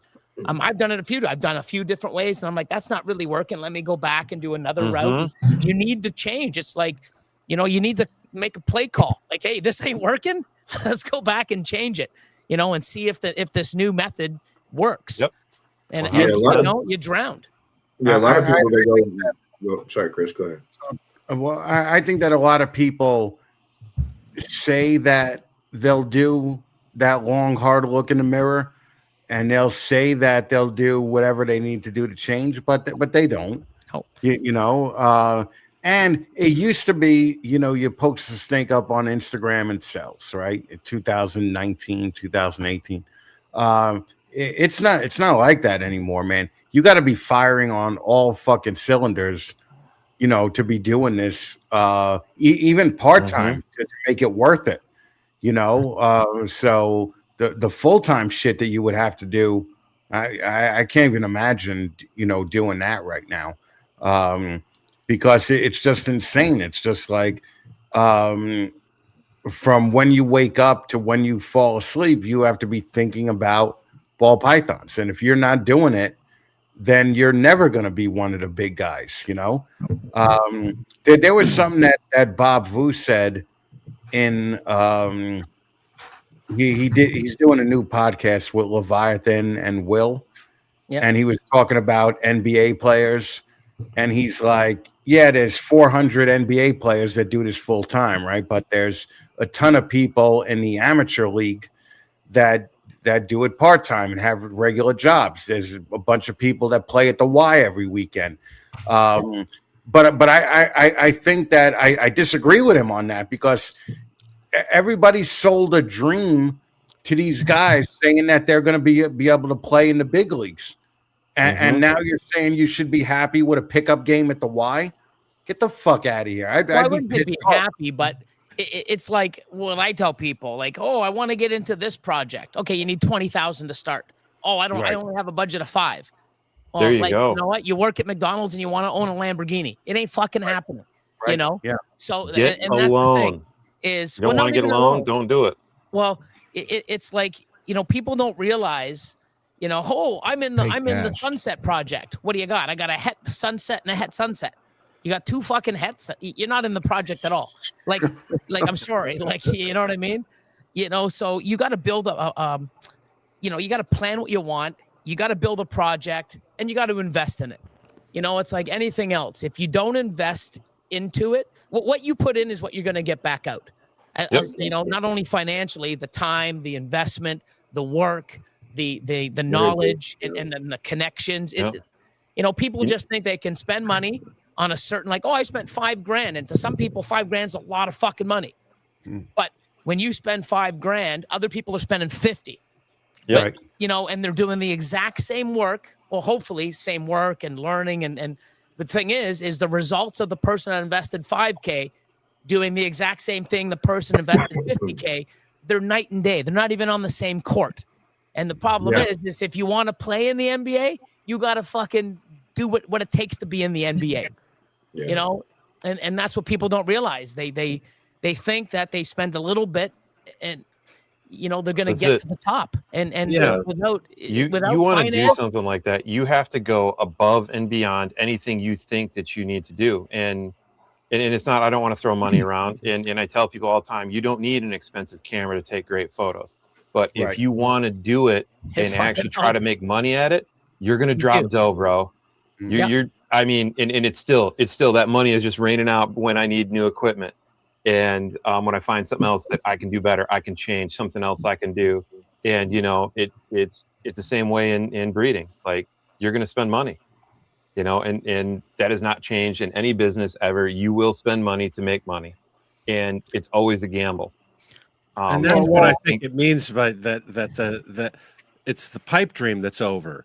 Now it's a hard business, just like every other fucking business is a hard business. Yeah. And I think there's no replacement for the amount of time that you have to put into it. Well, like, you can't spend $200,000 and think that you could jump the line, you know, anymore, because nobody knows who the fuck you are. You know, but so that's where the work comes in, right? Like, that's where the work comes in. If people are investing and people, you know, people would come to me and it's like, well, that's a lot of money I'm investing, but no one knows who's going to buy one of these snakes for me. No one knows who I am. These fucking snakes aren't going to breed, aren't going to make you babies for another year. You have a whole fucking year to build a brand, to market yourself, to take pictures, to, you know, and that's a job in itself. Marketing, Instagram. It's like, you know, you have a whole fucking year with all these amazing animals to produce, to get out, to make a name, so that when you do produce these animals, you've already made, you know, you've already got people out there. Like Sammy, I knew Sammy before he even probably fucking bought a snake. You know what I mean? Sammy was in everyone's face. Like, Sammy, the pink shirt guy. Holy fuck. You know? Then I came and visited you and spread the pink love up there in Canada. But hey, you know what? And that's what I'm talking about. This is what I loved. And I would tell you right now, if Sammy was closer, I would hire him to come down and work my booth at the shows I get hired to do photos at. I'd probably sell a shit ton more photographs at the table. Sammy hustles, man. And he does the exact opposite of this. Here's a bullshit term that I hate, when it comes to trying to grow a business. Grind. Shut up. Grind is a temporary thing. It is a temporary thing. That is a solution to a hard point, right? Like for my military It's not friends a out there, when lifestyle. you're getting to run a course or something, you grind through it when you're tired, right? You grind through it when you're wore out. But grind is not a 100% all the time. You're not putting your truck into four-wheel drive low and running that thing down 80 miles an hour down the road. You're going to explode. You do not grind 100% of the time. You hustle. You try to find a better way so you don't have to grind all the time. And that's where I said you got to evolve. And I think people have heard this term, you know, in every small business, grind it out, put your head down and just keep going. No, man, you got to pull your head up to see what's going on around you. Pay attention to what everybody else is doing. Pay attention to what's selling, what's not. Yeah. You know? That's what I did blows my mind. before I started to get into the ball pythons. I went to the shows for a couple of years to figure out who was working with what and, you know, what their plans were and just trying to, you know, get ideas, you know, where to go with my plans. So yeah, everyone has a budget and everybody has, you know, not everybody has the same amount of time, same amount of space, same amount of budget, same amount of want or desire. Yeah. And one thing I've done is, you know, with my Patreon, I've talked to them and say, what's your goals? What do you want? What's your budget? Give me all the parameters and I'll tell you where you can be and what I'm not going to blow this like, oh my God, well, you could just spend any money and you can be at the top. Like, it's like, you know, like ask Sean. Sean, when I first met him, give me your collection. Okay, why do you have 5 of these fucking things? They're all males. You can use one. Get rid of them. Do some homework. Tell me which ones you want because you can't have them all. Pick your projects. He came back. And within about 2-3 months, I'm like, you fucking get it, bro. Like, you know what I mean? Like, I had people call me and say, hey, let me see your list. They got 20 males and 21 females. What the fuck are you doing? Like, you're not doing I don't know if I had that many males, Billy. No, not yeah, you, but other people have. I've had people call me with more males. Oh, I want to breed this to this and this to this. I'm like, well, you have 5 Mojave males. You just need one that can go, like, you know, and why are you even breeding a fucking Mojave? You know? And that's the thing is you got to tell them the truth. Like, hey, the way you're doing it, you know, like if you work at McDonald's, the chance of you owning a fucking Lamborghini or an exotic car, Ferrari, you know, it ain't fucking happening because you know, you're putting your time and you're not getting the amount of dollars out. No matter how much you grind at McDonald's, you're not going to get a Lamborghini. Correct. Yeah, you know? There you go. That's exactly it, Chris. You got to step it up, find a better job, find a way to make more money. If you want that Lamborghini, you got to figure it out and change what you're doing. Just like you're saying, man. Two shifts. No, you got to get a better job. Educate yourself. Get better. Evolve. And in the ball python game, right? You still got to put the time in, whether it's $100 snake or a $10,000 snake. It's the same time, same space, same everything. The factor is when you put in all that time with a $100 snake compared to a $10,000 snake, it's night and day. And that's what, you know, exponentially takes you year after year and it leaves the other people in the dust. So if you invest in the right stuff at the right time, you've got a way better chance of recouping your investment and growing and but it's not like I invested money now and next year I've made it. Cool. This is a 3 to 5 year to, you know, get your money back or double your money, set up your infrastructure, get all your racking, get prepped, build your brand. And then every year after, if you do it right and have the right holdbacks and pick up those little key pieces over the years, now it's a fine, well-oiled machine for your projects, for your you know, and you're set up with all your infrastructure. Well, I think a lot of people too, and one of the things when I'm in a show and I'm taking photos, I see a lot of like not yet breeders. I want to be a breeder. I'm kind of starting to breed type folks because they want their picture taken. They're all excited. They're in that honeymoon phase of breeding. And there's a couple instances that remind me of like why that a lot of them don't work out. One, this person came up to me and was telling me, oh, yep, this is going to go for my project. And I went, oh, cool. What are you making? Understanding I'm just shop talking at this point because I don't know jack and crap about genetics, but I understand your intentions. And he went, I'm not sure yet. Well, then how do you have a project if you're not sure? Yeah. And there's a lot of folks that, just like you said, they have no plan. They don't know what they're doing. And I've had people come up to me and want do you have any breeder females? Well, what are you working with? Well, I don't care. I don't care as long as they're ready to breed. I just, well, how do you want hatchlings? No, I want to go now, and I want to be breeding now, and whatever you have that's ready to breed. And I think that is over. That I don't think anybody who does that is going to fail. Yeah, but that worked for a long time. I mean, Billy remembers 2008, 2009. People were paying $1 a gram for normal females. Pastels were like $2 to $3 a gram. Right. And I used to, and it happened so many times. Gram? Yeah, we used to. So I would buy a breeder size female. So say a normal ball python, 2,500 We're talking about snakes, folk, not something else. Yeah, $2,500 for 2,500 gram normal breeder female. And then you get her home, you go pick her up. They put it on the scale, 500 and 2,512. So they'd bring it down to 2,510 if they were an idiot. Like, really? You want another extra $10? You'd give them the 2,510. You take it home.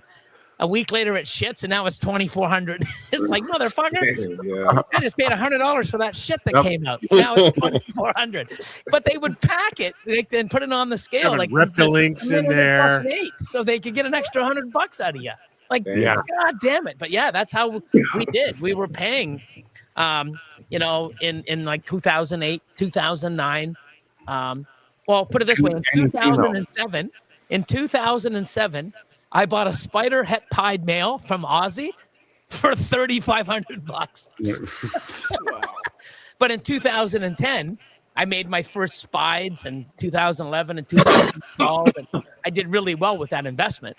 But crazy, a spider het pied male for $3,500 US. Well, that was also when the codoms or incomplete dominants were the shit, right? So a normal would produce half pinstripes or half fucking spiders or half whatever, and then the spider just took a shit, right, for no fucking reason at all. All right, social media know-it-alls. Yeah, fucking exactly. So then now you have a spider clown or whatever you have to fucking accept like $1,000 less because there's spider in it. It's so fucking stupid, man. But yeah, we used to pay by the gram. Yeah, that used to be the way to do it. Yep, it was crazy. You find these crazy importers that just get 500 at a time for $50, right? And they'll be like, all right, we're gonna sell every female $1 a gram, and you're just like, holy shit, man, this is that's when it got really expensive, for us, like fucking. Well, I was paying to get in 2007 and 2008. I was paying like $5,000 for Mojaves. You know what I mean? Yep. It's crazy, but it's funny too because I knew the guy. Ivories were like 15 to 25 when they first came out. Yeah, remember? Yep. I heard the bananas were expensive too. No joke. Yeah, once stuff gets common, the price goes down. There's fancy new tarantulas coming out right now that they want thousands and thousands for. And guess what? Give it about 2 years, and they'll be down to hundreds. Common price. Goody sapphires, right? Everybody knows what a Goody sapphire is. The bright blue ones, super pretty.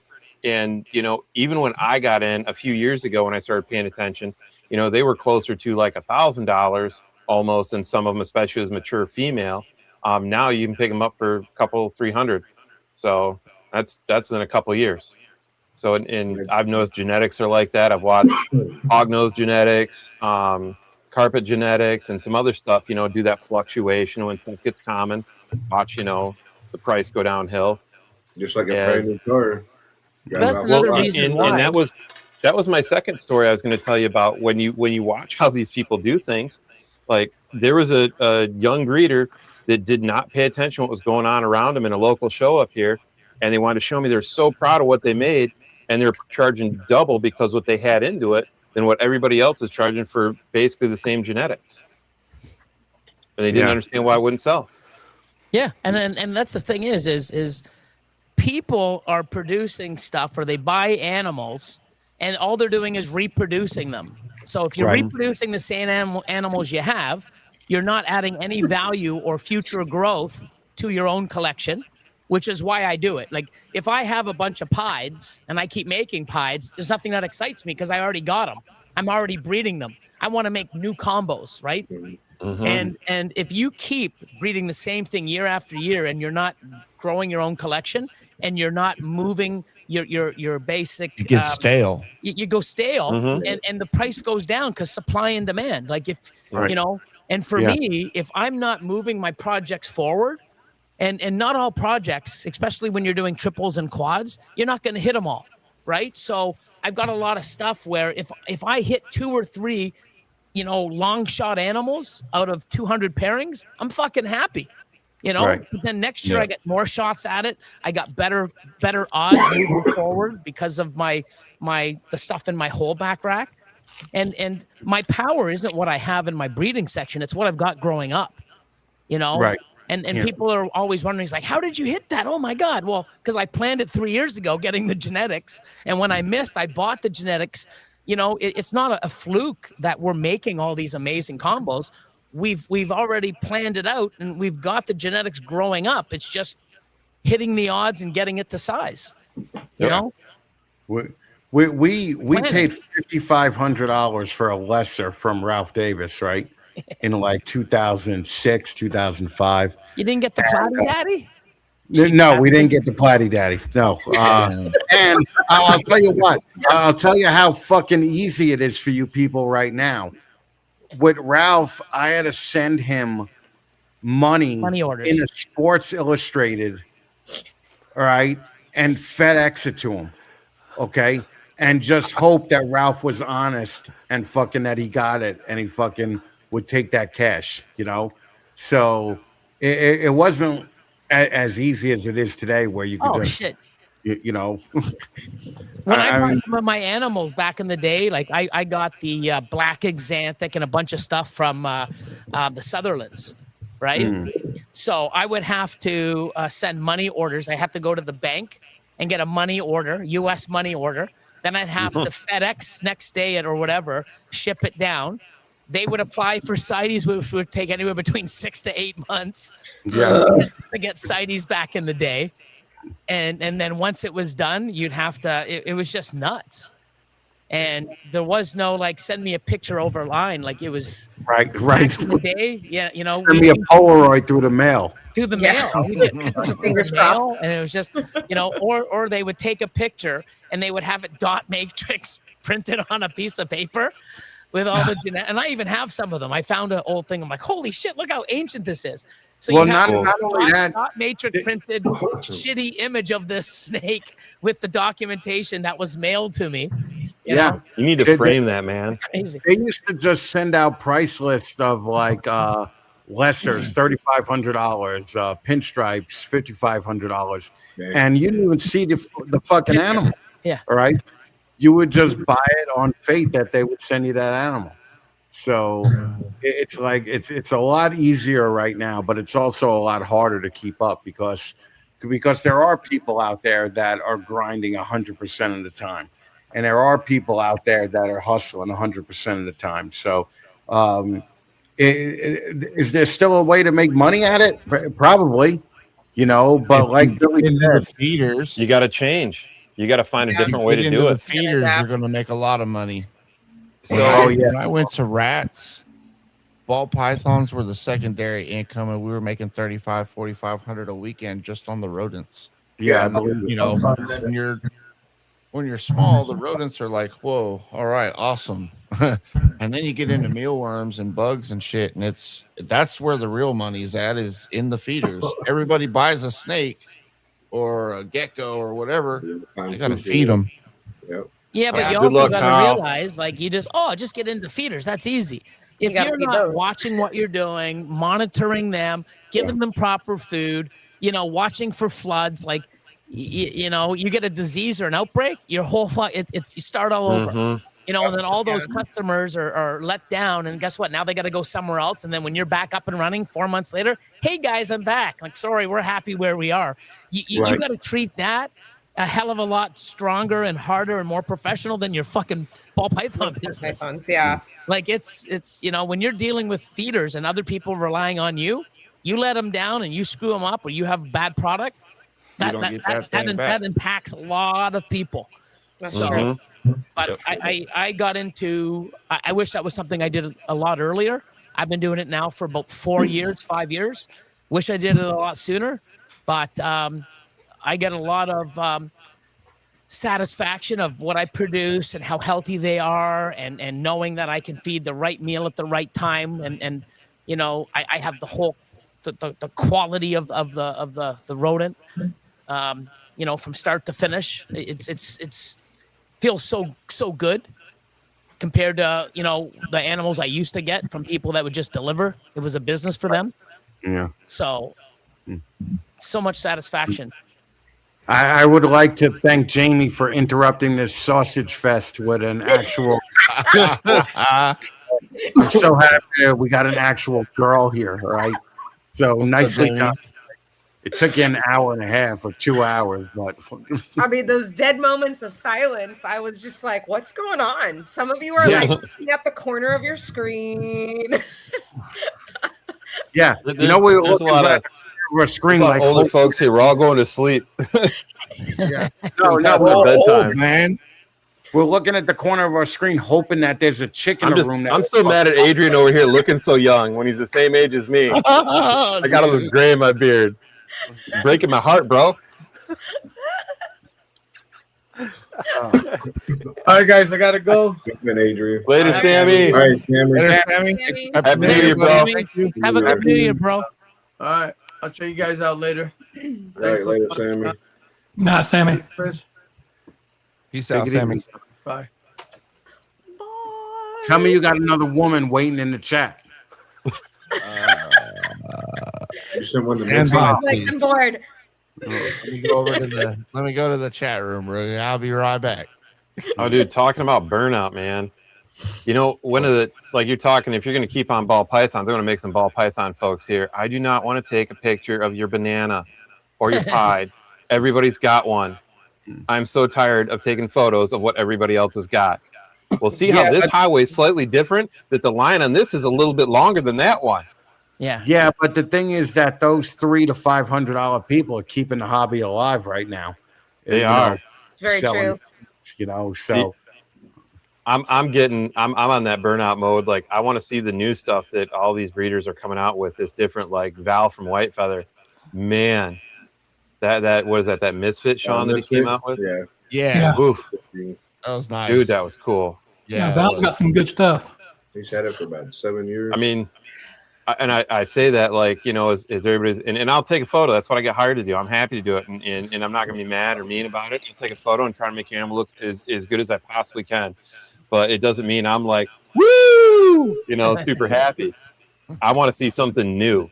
I want to see something wild. That is what keeps me in the hobbies when you guys come out with those long-term projects like you're talking about. That's something that you plan 3 to 5 years out, that you had 100% intention of, like, I want this to work. I think if I do this and do this, it's going to turn into this, and watch that be successful and then come out with something wild, something super cool. Yeah, but in the old days, like McCurley used to do that, right? Like, used to put together 7 to 10 gene combos, and we bought, I think, a spider, super stripe, yellow belly, hidden whatever. gene Roma. Dude, it was fucking shit. We called it a dirty sock. It looked like dog shit, right? I don't even know how he could tell half the genes were in it. Fader, hidden gene Woma, fucking like Darth Vader 2.0. Like, get the fuck out of here. But the bigger people are the people that you're gonna have to go take pictures of, to really find this, because I don't know. Like, fucking Jamie got her normal out right now. That's yeah, Joe. We're only 3.5 hours from Billy. What is that? Right? A blackhead? Nope. What That's is it? Sentinel. What was that, Billy? Sentinel. Nope. Paint. Nope. Oh, really? I bet it has black Xanthics? Xanthics. There's no Hidden gene Xanthic, lower? it's a single gene. Oh, hold on. Yeah, it's a normal. It's not normal. Here, want me to get GHI? out of normal? I have a normal. Was it GHI? I don't know. Fuck, I'm just gonna throw shit at the wall. No, it's not GHI. It's granite. It is granity. Wall, Yeah, that's Joe. why it looks Granite sort of. gene. I'm sitting here like, what names do I know in genetics? Clown, GHI. I don't know. James knows what it is, and he's like, "Why is she showing off?" Let me. Yeah, a lot of people do like these the gene dorsal wars, gives it and away. they'll compare them, and I just start guessing every damn gene I can think of. And the hell, I'll never figure it out. Yo, you could probably get. It's a what? A Hatari? Oh, you could probably get $30-$40 for that right now. Yeah, just like if I'm lucky. Yeah. I mean, most likely $5. Come on. Hitari, was that a Sean Bradley gene? Yeah. Yep. Yeah. Okay. All right. $1.75, please. I refuse to give Sean Bradley any credit on anything. So It's all fuck him. good. But you All just did. That's all No. Well, yeah, it's a Hitari. So fucking okay. Did you buy that from Sean? No. No. Okay. Who'd you buy it from? Dark Cloud Reptiles, Randy. Randy. Yeah. Okay. Yeah, all of my Hataris are from him, and part of my project. So you have many Hitaris. I have many in my collection. My collection. Billy, I think there may be a new gene for that fucking series. Shit. Come on, it's Atari, not Peach. Oh, yeah, no. That's pretty bad too. In Canada, they're all up with the maple now. With fucking that's a bullshit. The maple? Yeah, Corey has a maple, and it looks like Ultramel, but it's a different line. Right. So, Is it okay? So it's a different line, not a different gene. oh like no, well, very it's a converging. well, I mean, it looks in between a Monarch and an Ultramel. Okay. And I believe he's bred it to both, and he's they're not allelic or they're not. Okay, so then it's a different gene.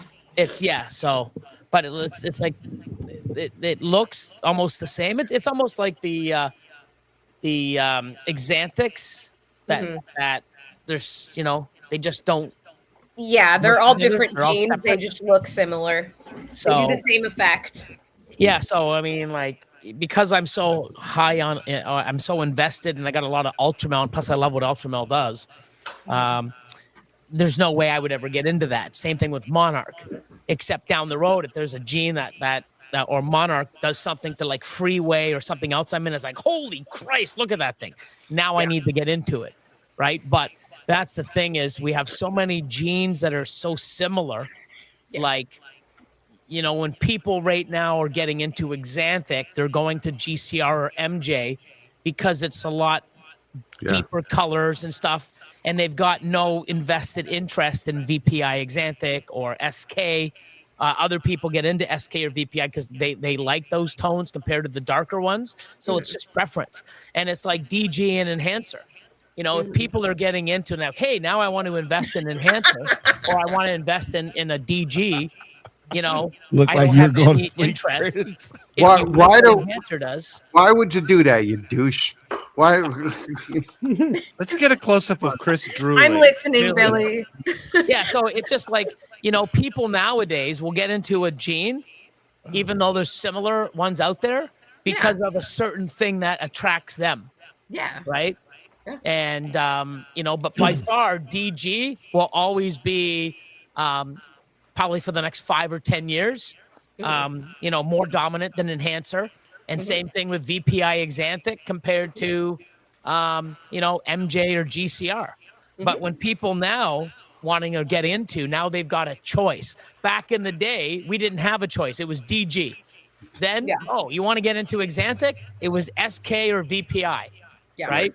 And that's it. You didn't have a choice. Now people have a choice, and you can see a lot of comparisons like, holy shit.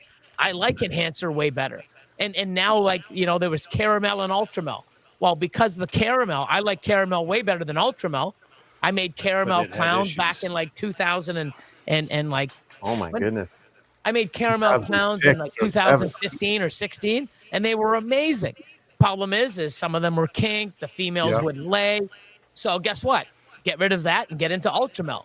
Well, now there's ultramel, and now there's maple, now there's monarch. Someone getting into that color palette, they have choices where before we didn't have it. You know? Yeah. Oh, Joliffe Snow, yeah. Yep. Joliffe Exanthic, Joliffe Albino.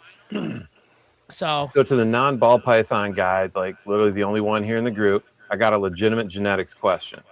Shoot. What happened to all the cool Star Wars genes that I saw when I first started taking photos here? When I looked through the original morph market, and there was like Wookiee, Yoda, all this other crazy stuff, and I'm like, what? So that? fucking stupid. So fucking stupid. I was there when the chick who did the Wookiee in Daytona approached Justin about it, and she had these fucking cards, you know, printed out that showed it, and you know, she was like, Justin was like, what are you calling it? And she's like, the Wookiee. And I was like, that's the dumbest thing that I ever fucking heard of. But like, why would you do that? But like, why would you do Wookiee, Jedi, fucking Grim? These are all fucking bullshit fucking genes that people just came up with, you know, to try to market their fucking stupid normals. So, I love it, Chris. How do you feel about it?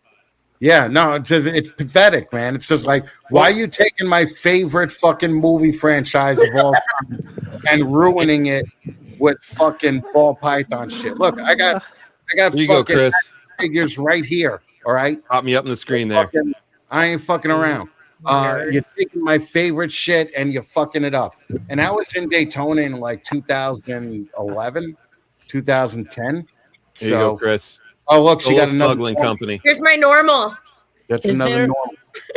All right, there we go. I don't know. There's something going on in that. That's what I'm talking about. So that's why I had to ask, Chris. I'm glad you said that, because as a guy getting into, you know, trying to learn about genetics, which, by the way, folks, trying to learn ball python genetics has been harder than trying to learn Latin.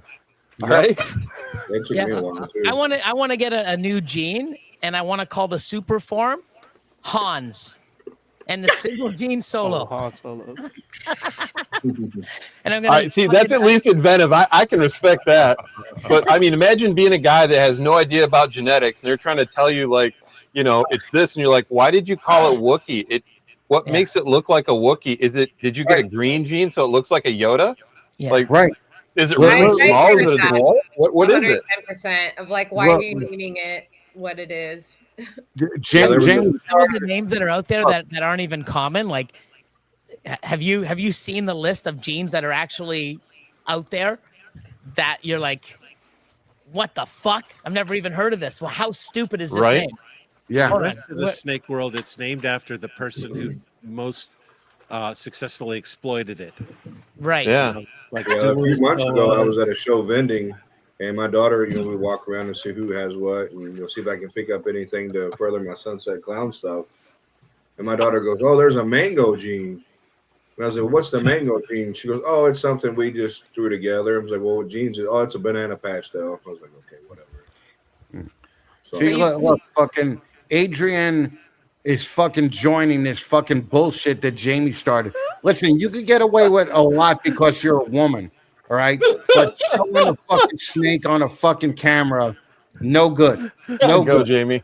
Hey, it's better than staring at a bunch of old dudes looking at the corner of their screens waiting for a chick to pop on.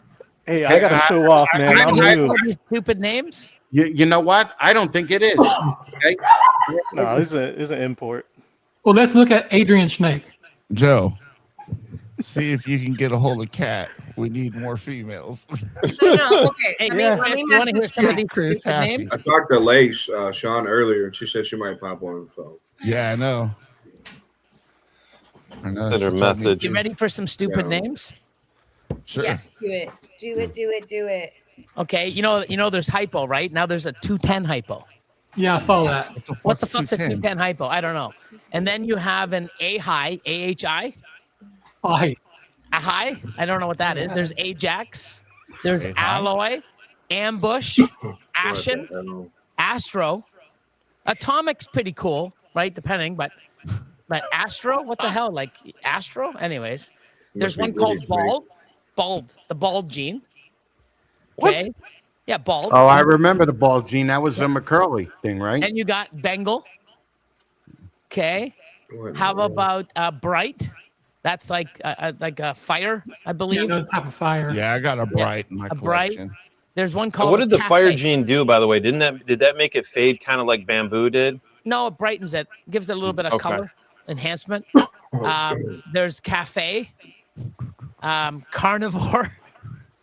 Do they eat that's Carnivore is that dickhead from Europe, right? From England. Fucking Mills. That narrows. Yeah. It down. Oh yeah. Okay. Yeah. If anybody, everybody wanted me to name names in my last video, he's one of the douches that were fucking on a podcast on a couple of shows. Fucking Mill Stacker fucking ripped off everybody. All right. Told everybody to say, now we're talking, Jamie. I don't think he's done that in a long time, but I know he's burned a lot of people. But in the last 3-4 years, I don't think he's, I think he's learned. I mean, I hope he just renamed Enchi Terminator, and he renamed Spider. Whatever. Fucking. We'll get to that one. That dude is a douche.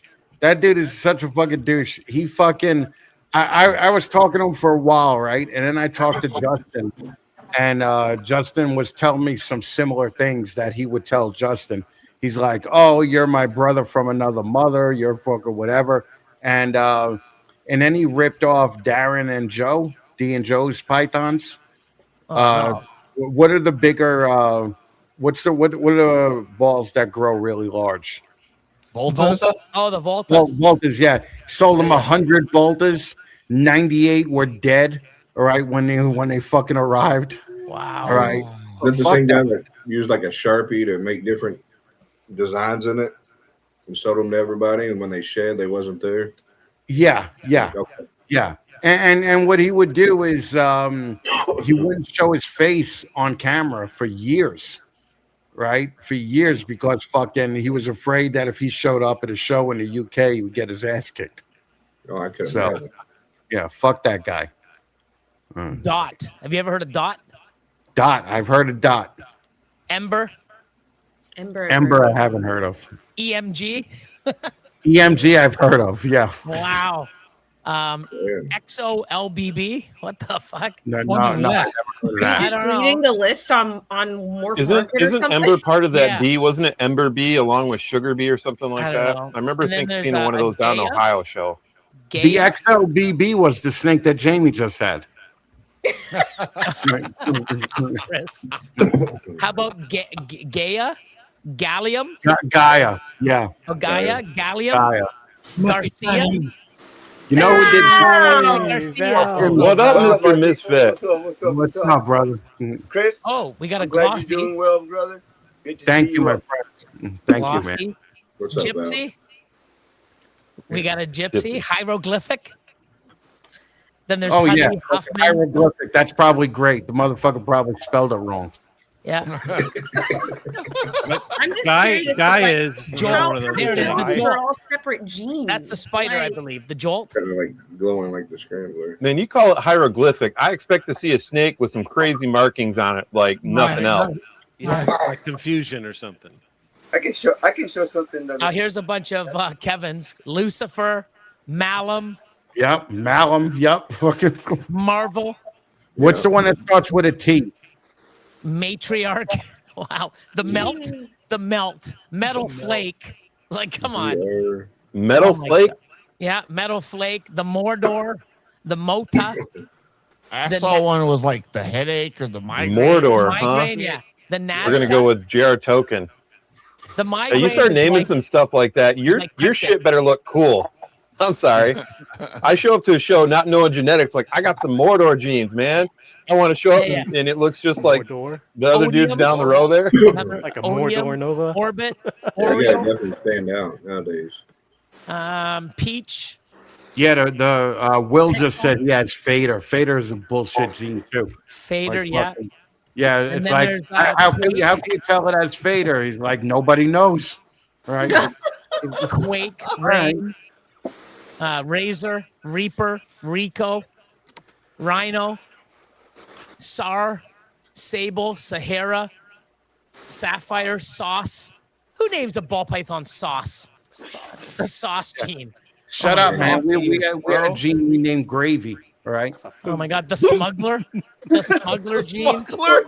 The Smuggler. I'm telling you. Striker. Smuggle your money. We got Surge, Toranja, the Darkling, the Darkling. That's racist. Twister. I've heard of Twister. Saucy balls. Darkling. Vesper, Voodoo. Yeah, Voodoo. But Taranga is either named after something out of like New Zealand area, or it's named after that show Futurama, one of the main characters. Is Voodoo like a darkening gene? That's one of the Bob Boo ones. Yeah, I thought that was one of the Bob Boo. Yeah. It's, one of the Bob. It's pretty crazy looking, but I think it's comparable to another gene. Yeah. And then there's Zip Belly and Zawadi I've heard of, but Zip Belly? Zip Belly, like wow, I don't know. Zip Belly? There's a whole bunch of Zip Bellies. Hernia surgery. Yeah, there's a lot of them. A lot of different genes out there, but the sauce ball. Sauce ball. This sauce ball saucy. So a lot of them were actually a saucy noodle. Hey Chris, do you want to see my saucy noodle? Dude, I'll saucy noodle. Yeah, my meatball. I got a super sauce, boop snoot. Oh, dude. Spaghetti and meatballs. Special sauce. Oh. A yellow belly sauce. Yellow belly sauce. Just start combining them. You know, you love yellow it. belly. If you add mushrooms in, you got the confusion sauce. Hey, breathe a fire and a soft and hot Taco Bell. Is that a dark face sauce? If I was cool and invented one, I would name it something that had to do with like my vision or something like that, like RP or something. Bro, stop. Bro, what? The invisible. I've had a bunch of ball pythons I named for Mike. They were no eyes, so I called the blindness. Right, so it's what I want to try to find one for like an ambassador. That way I can take it to the shows and as Mike's. Like, look, this is my twin. It's another version. That would grab attention, though. So that they do. Yeah, I think Sammy had one and it wound up passing. He was gonna send to me, but there'll be another one somewhere. Dude, when nobody says about Sammy is Sammy puts out some great shit, man. Oh yeah. Sammy's got some nice shit in his racks that fucking you're like, I didn't think a retarded guy could put these snakes together and get these fucking, and Sammy hits it all the time. I mean, he has such great shit. Yeah. And he's selling shit for like, he's like, I'll sell it for $300. I don't care. And I'm just like, Sammy's going to ruin the market. That's who's going to fuck. He's going to ruin the market. He's a good dude. He's already ruining it, Single-handedly. Sammy's going to take down fucking ball python market by being nice, right, and just giving shit away for $300. Man, look, all his shirts too, man. It's like, damn, Sammy. You got everybody wants a free shirt now. Dude, what pissed me off about that is all the people that he gave free shirts to. When he was running in 15 minutes, fucking, he got 2%. Fucking, and nobody who fucking took shirts from him showed up for him at all, and that fucking aggravated me. The whole fucking, I mean, this dude's giving away thousands of dollars worth of merch. Yeah. So, yeah, that's the thing about your damn contest. There's so many fucking awesome people. How do you pick? Yeah. You know what I mean? There was some great people this year too. Every year, it's always like, and you know what? It gets better and better every year. Yeah, and it's fun. Guys out, there's a lot of funny shit that's been going on. That came up with some funny shit, man. It's like the most memorable shit too. It is. I'm glad she won. There's a guy. Yeah, I Lace is awesome, man. I The actually one with got her in the shower. It was fucking hilarious. Yeah. Well, that was Mask with on. Blake because we threw Blake out of the contest, right? But Blake is like a weird dude. He fucking takes videos of him in the shower. It's just weird. One of those ball python breeders. Yeah, you're just like fucking dude. Like that's Who's a little this? fucking weird. Renaissance reptiles. Oh, okay, yeah. He's just a weird dude, man. You know. And he's like, I can't believe you threw me out. I showed up for like 7 shows for you. I'm like, dude, I don't even know your last name. Okay, so fucking calm down. All But right. he's also the one that went after like fucking Flawless and just was ruthless and just Yeah. like, what the fuck? Yeah, he And actually then, didn't like, even know him. It's a Yeah, flawless. and I was just like, I said this with Craig a couple times, and I'm just like, what the fuck's going on? And just like, Yeah. wow.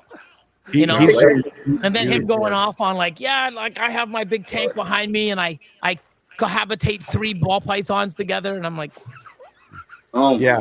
oh well, my God. not only that, he was threatening like he wanted to fight Bob Vu and MJ Oh, yeah. and all these other And guys. You know? MJ? I think you know what I had flashbacks of? Fucking What? Sabri. Of who? The Sabri guy from fucking Oh, Montreal. Sabri, yeah. I'm just like, That's because the he's guy saying, that you "I'm were gonna fight mimicking guys, videos I of? train," and he starts kicking the bag, and I'm like, oh, here we go. Here's another Sabri bullshit thing coming on. Dude, I thought that the Sabri videos were some of the best videos of the year that you've ever done. Well, like you've done the nunchuck one and the fucking the like kick in the bag. I was like, that's Billy's fucking brilliant for this. He doesn't even have to breed ball pythons. Billy won. Like Billy won ball pythons for 2025. You know, that dude is a weird fucking dude, man. And I met him in Canada when I was there the first time, and he was like, he was waving me down, and he's like, and I'm like, hey, what's up, man? And he goes, I'm Sabri, and I go, cool, right? And he goes, I'm Sabri. And I go, what do you do? And he goes, I'm Sabri. And I'm like, all right, that's a little weird. And he, well, yeah, like I am.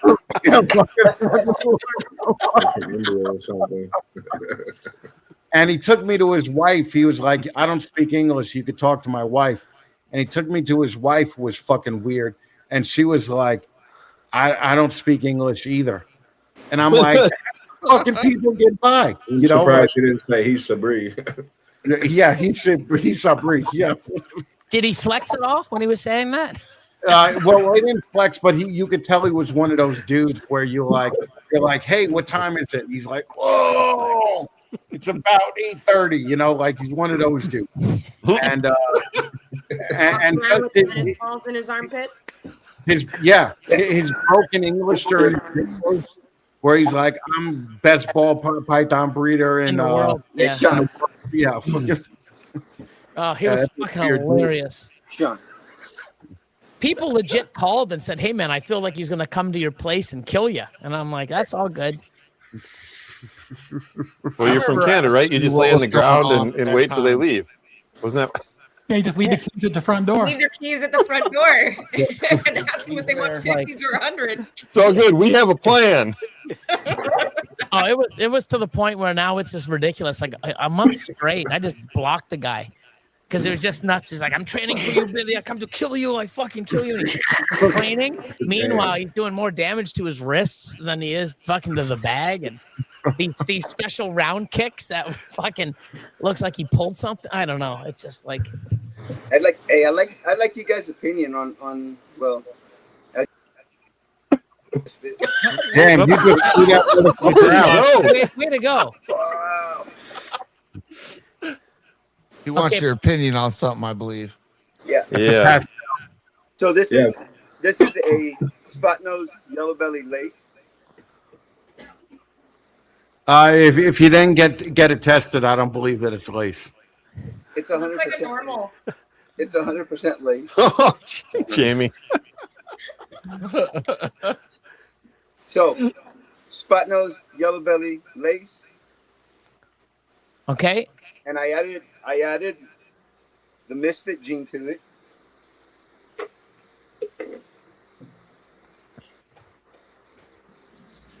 And this is a misfit. Oh shit! Oh, that's nice. Yeah, dude, the Yellow misfit's belly nice. lace. All right, so you guys remember me telling you earlier, like he had something. This is what I was talking about. Yeah, that's the real deal. Hey Val, tell your wife I'm sorry. This is James butt dialed and I called back and she answered the phone again. So that's So good. She was trying to talk to you guys. every time somebody butt dials and I call back, she answers the phone every time. Where did you get that from, the misfit? And I have this. he made that. I found it. He got his forge out and the hammers and. I found it in a pied mail Hey, that that's we me. picked up. Just a random pied mail that we picked up. And Jamie, you're killing my ADHD over here. Like we went off and you first you didn't have a hat, then all of a sudden you're copying Chris and he had a hat, and then all of a sudden we come back and there's a hat with all this stuff on it. You're breaking my brain. That's what I do. Let me put him back up there, man. That's such a beautiful animal. Yeah. You got that misfit from the yard sale. Yep. Right? You've been working there for You what, better 7 believe years? that. That's exactly what happened. Wow. Well, I told him after you heard me how I feel about taking photos of all pythons, I told this dude, like, all right, you got free photos. The next time I can get near you and you got that snake. That thing is wild. I'll travel to come see you, bro. You said you've been working on it for what, 7 years now? Yeah, but coming up on 8 years now. Yeah. 8 years. So pretty deep into the gene. Yeah, the battle was that my gene moves in the same area that the yellow belly gene moves in, and it also moves in the same area that lace moves in. So that's why I went ahead and did the spot nose yellow belly lace combination with my gene. And without. Yeah, and without. Correct. It shows the very apparent difference that it's in the combination of genes. I'm excited to watch that thing grow, man. And it's, I don't know if the color came through, but it's almost like a orange red color. It's very very unique. And Now, do you have one in your shirt pocket? Peach color. I was told That's where He the always odds keeps got something live. in his shirt pocket.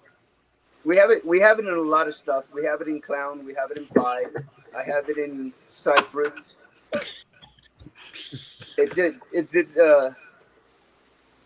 What's up? What's up, Whiskey? It's done. That was Jamie in the Chocolate Factory. I'm loving the fact that Jamie got all these hats to pick from. I know. Wait. Like the hat lady, right? Can she pull a snake from the hat? All right, now. That would be cool. Speaking of hats, what kind of hat do you wear, Chris? What brand? It's from American Hat Makers.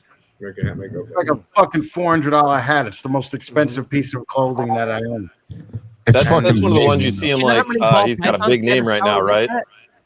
So this is a lesser misfit. Look at the dorsal stripe. Oh, look at you pulling Lesser out of your ass out of fucking 2011.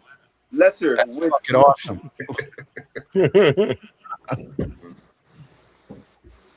I haven't been disappointed in anything that we put it in. Dang it.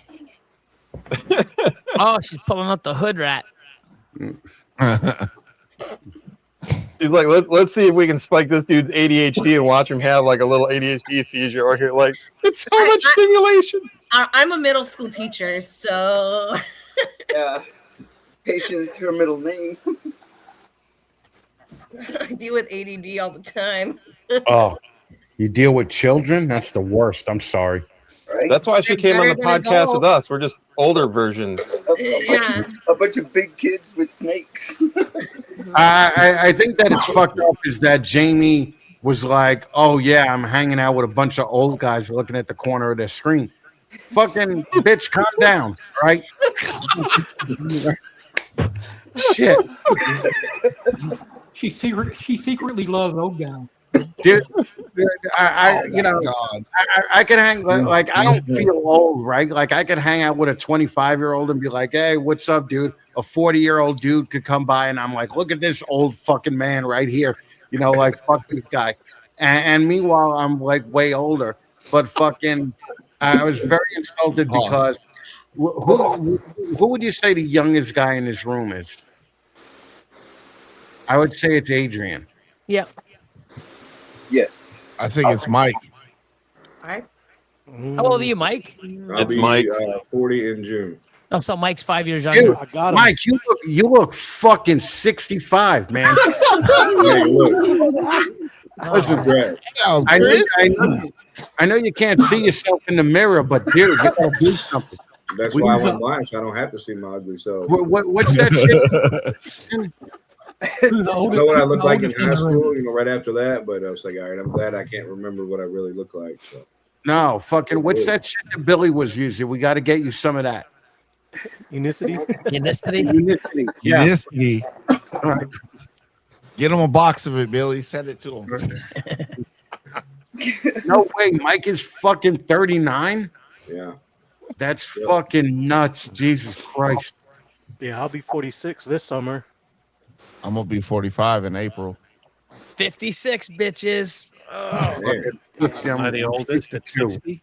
When I was younger, I worked a lot of construction and different hard jobs and stuff like that. But I mean, it took a toll on me. But now, well, Joe doesn't look that old either, right? Joe, what are you like in your 30s? Oh, you're so sweet. I knew I liked you. Now I'll be 46 in July. No shit. Okay, all right. Wait, Adrian. When are you turning 46, bro? June. And you're older than me. Yeah, fuck off with you looking younger. Mine's the 29th. And how old is Jamie? 38. Yeah, fuck you. You're pretty much getting up there. 4 decades. Fucking. The wall is coming. I'm okay. It's all good. My husband just turned 50. Yeah. Oh, you like the old? He did something there. My wife, she's 48. Fucking. She's on a panel of all old dudes. Yeah, Jamie's on a panel of all old dudes. She's gonna rub one out to this later on. Right? She's gonna rewatch it and be like, "Fucking, that's awesome." Fucking. I finally get to use my Christmas gift to myself. Right. Holy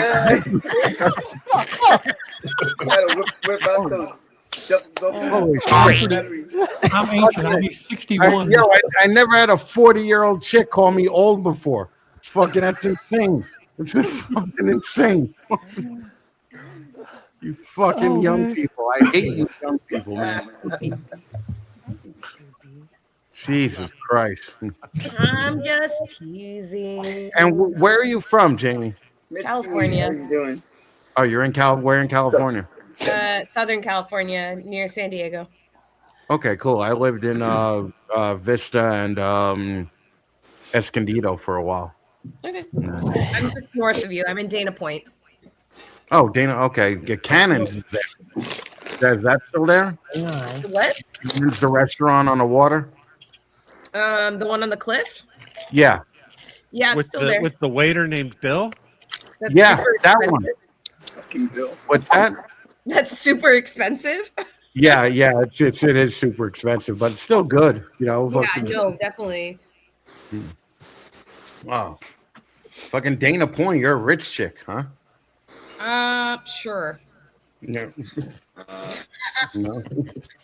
All right, I'm just saying. I raise ball pythons, and I'm a middle school teacher. That should be able to answer. Yeah, but your husband could be a fucking stockbroker. But fucking no. He's a brain surgeon.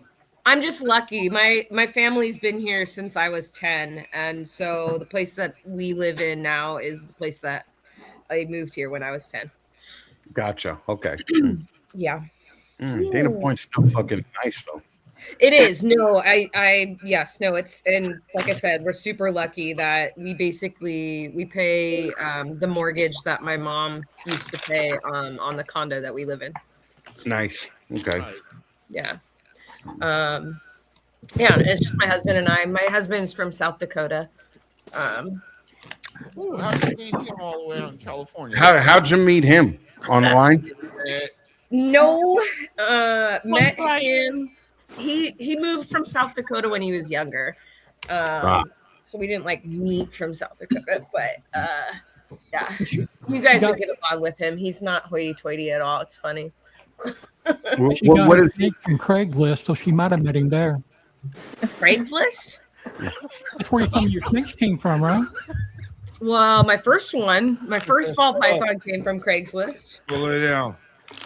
A spider. Go lay down. Who's yelling, go lay down? I know. That's they're going, okay. Say that to an old guy bye. like me. I'm like, okay, yeah. Man, I'm like, that's really Probably aggressive. won't get back up. Like, Train your woman. I'll go lay down. God. Wow. We met. So one of the other things I used to do more often was Renaissance fairs, as well as doing acting. And then we do this other thing called Wasteland, which is a post-apocalyptic Mad Max theme out in California desert. So LARPing? Huh? LARPing? Not really. I mean, to the outside world, sure, why not? It technically is live action role playing, but it's not with like the foam swords and make believe and all of that shit that you get from what's the movie that like Paul Rudd. What? Yeah, that was hilarious. Yeah. Role models, yes.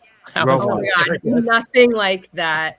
No, the Mad Max thing where we met, it's a lot of drinking and yeah. Debauchery. Yes. Weird stuff Yes. going on. Yes. Yeah. Yeah. So you can look it up and you can figure it out that way. Who knows? I'm not going to do that, but okay. Yeah, that's fine. Just LARPing is fucking good. You're a fucking nerd, huh? Yeah, I'm a nerd. Okay. Cool. A nature nerd, a geek nerd. I used to do gaming. You play Dungeons and Dragons too? Do you do D&D? It's No and not yes. that big of a nerd. No and yes. It's yes. I really want to get into a campaign, but no, I don't currently. Ball pythons and freaking teaching take up a lot of time. Yes, they do.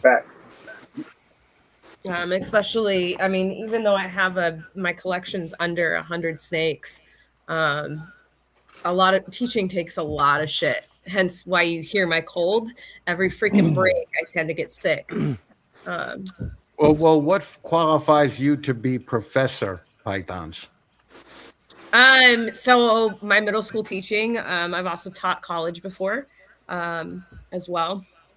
I've taught high school, college, middle school, and that's it right now. So you're an actual professor. You taught in college. Chris, what qualifies you to be a fat man? Visceral fat. Visceral fat. It's going to be steaks in Time the to change that title. Yeah. Oh. All right, guys. It's fucking 20 minutes to midnight, and I have to party with all my fucking people coming over. So I'm gonna head out. But thank you. All right, Chris. Take care, buddy. Bye, Chris. Yeah, Later, don't big guy. forget- Happy Later. New Year. All right. Yeah. And don't forget tomorrow at 9 Eastern, we're on the Fat Man YouTube. Yep. Yes, sir. See you, brother. So. That was quick. He's out. Yeah, this is a trip, dude. Oh, Yeah. Good fun. What's the rest of the show? Jamie trying on different hats. Really, at this point, I just want to know how many more you got. Anytime Sean blows up someone else's face, I'm trying to run and grab something to put on that when it goes back to the screen. We need a picture when you're done of like all the different hats you got piled around your chair by the end of the show. Sean, is my microphone working? Yes, sir. Okay. Got you, buddy. We got you, Dilly. Sean, Hey, the feature Billy. you're doing is just so funny. Now she's gonna play cop and robber. Wait, we got the whole village all right. people. Oh, now you're gonna purposely make me do it. YMCA.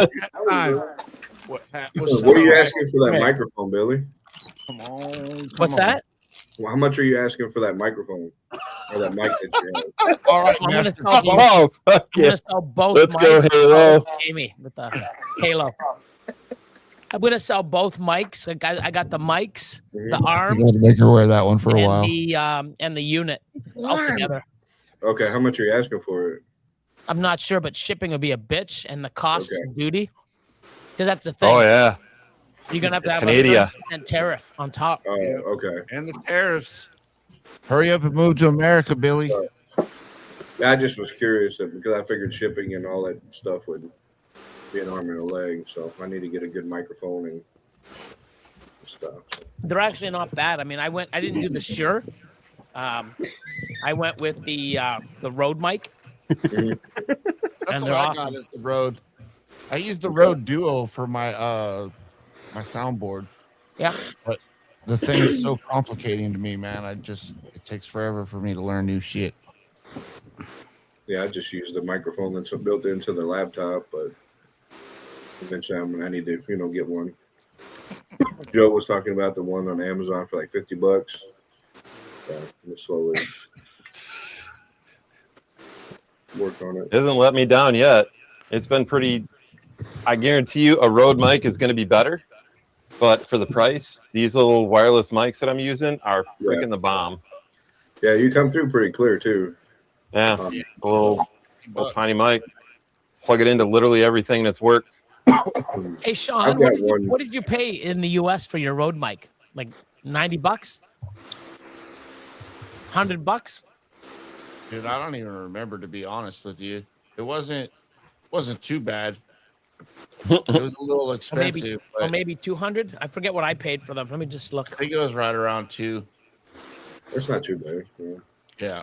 I can get the $50 mic and then get the rack that I want to upgrade. I'm gonna get a combo rack finally, and so I can put adults and babies and sub-adults in. My next big one, if we keep doing this, I'm going to get a better camera for just a true webcam that I can live stream on. Start making it run faster. So Civil War reenactments are another one of your LARPing things, yeah? No, actually. No, not. Run, Jamie, run! Look, she's I LARP with the baseball player. So, Mike. She reached into the wrong bucket. It's not a hat, ma'am. Hey, Mike, look up Rode Pod Mic. Rode Pod Mic, okay.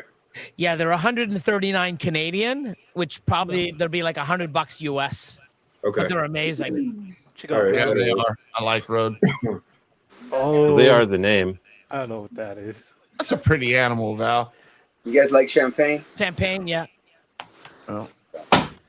Kind of fits for being New Year's. Man. Yeah, let's pop the What's bottle. that? Champagne and cheese special. There's no special. It's the pairing was a champagne leopard HRA Enchi pet clown to a red striped clown. Champagne, Enchi, leopard, probable red stripe. I don't know. I'm thinking too. Maybe Yeah. red stripe. What the hell was that? Who did that?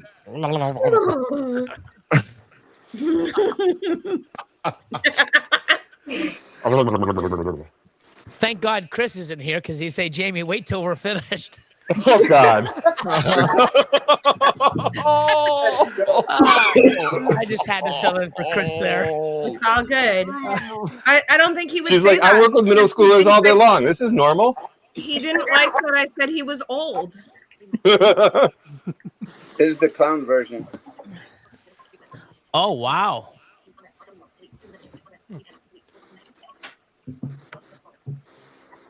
See, that's another gene that I have a lot of. I just haven't done anything with. Like I got like 5 or 6 gene champagnes that I can't even really know what's in them.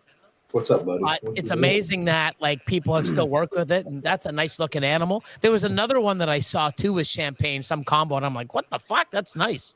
Billy, didn't she make a monsoon champagne? Not yet, no. So what's really cool is There you go. inside of these little circles, all inside of those little circles, there's like really white spots. Blushing. Come up here. Come on. Come on. Really cool looking stuff. Come on. See, this is the kind of champagne shit I get. Come on. Yeah, you know, the ones that I've got so many champagne, asphalt / yellow belly, 5-gene, Oh my God. They're all possible het monsoon too, but you can't see with the markers because Oh no, please don't knock me. Everything's blown out. pinstripe, leopard, enchi, champagne, asphalt / yellow belly. You know, so I'm gonna breed them and figure out what's in them. A little red, well. a little red stripe. I think will bring out a whole bunch of pattern. I think that's what these champagnes with that red stripe. I think I saw somebody do an orange dream, enchi, A wool hat. champagne, maybe leopard, This one? and it was pretty crazy looking. What OD did to the combo, Right. that's funky. Oh, there you go. What the hell? Kind of like Hufflepuff. House Gryffindor. Yeah. Wizard hat. And it shrinks down too. Of course, you need it to be portable so you can take it everywhere. Wow. It That's reminds. funky. Yes, it is wool. Scoliosis. I'm a theater kid. Okay. Uh-oh. Run, Jamie, run. Run, Jamie, run. I think I'm Adrian, show me hearing, that honey clown. wait. Oh, yeah, baby.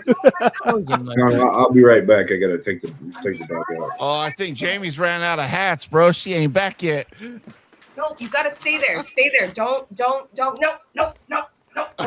I'm getting woozy. We've already lost all control of the ship. We've lost all control of the ship. So this is the champagne that I got from Joseph Nelson, Fireball Pythons. It's Orange Dream, Enchi, Hypo, Champagne Bamboo. Wow. That's champagne and bamboo. Yeah. I think the light's too bright.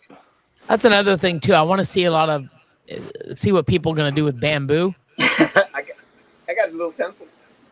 Bamboo looks amazing with Enchi. Yeah, it makes it more orange colored and Yeah, there's Oh my God. there's a yellow stripe on his dorsal all the way down. Gee whiz. Went to a wig. Holy shit. We got one of the Beatles in the house. The Beatles. Fucking Ringo, how you doing, mate? Oh, Run out of hats for digging into the wig box. It cut me up, bro. Hey, wait. Little Nicky. Oh, that's Little awesome. Nicky. How about Hey, 7 more guys. minutes till the Give it news, out. guys? Love that movie. Old shovel face. What you got there, Val? Not even sure, to be honest. Bamboo? looks Yeah, like it's it's a got bamboo. bamboo in it. Yeah, it's a bamboo. The pairing was a cypress, het DG, het cryptic to a bamboo cinnamon het clown. I really don't like this one. No, not your snake. Not your snake. No. Oh. Not He's like, damn.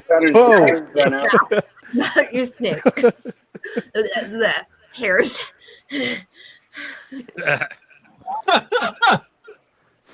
Pretty cool. Oh, we've lost our damn minds. So we Sorry. think, Okay, I'm done. This is getting ridiculous. we think this is a krypton.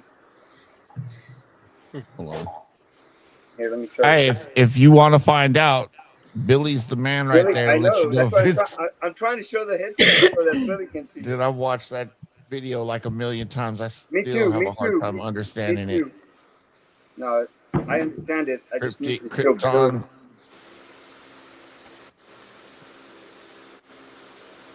Sorry about that. Had to run the dog out. Yeah, he's beautiful. I don't know. His eye stripe doesn't seem really long. Yeah, they seem thin. They seem thin, Yeah.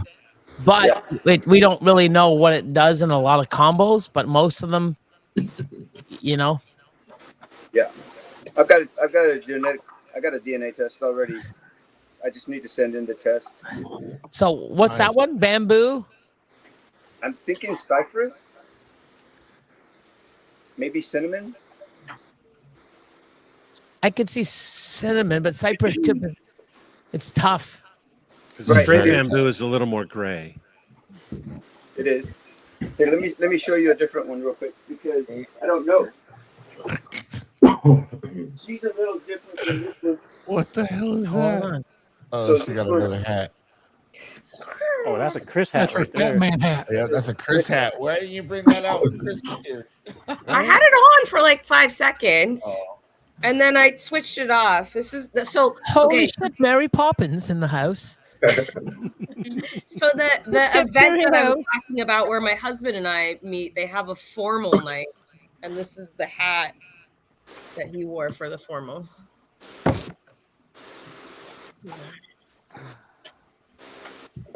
Guys, I need to go take care of the fam. Later, Thank my you. man. Craig, we Great. appreciate you. Nice meeting Have a you, good buddy. evening. Later. Take it easy, Have a Joe. great Have a night. good New Year. Yeah, Hey, have go, a, if have you a haven't great New hit Year. the sub button, hit it real quick.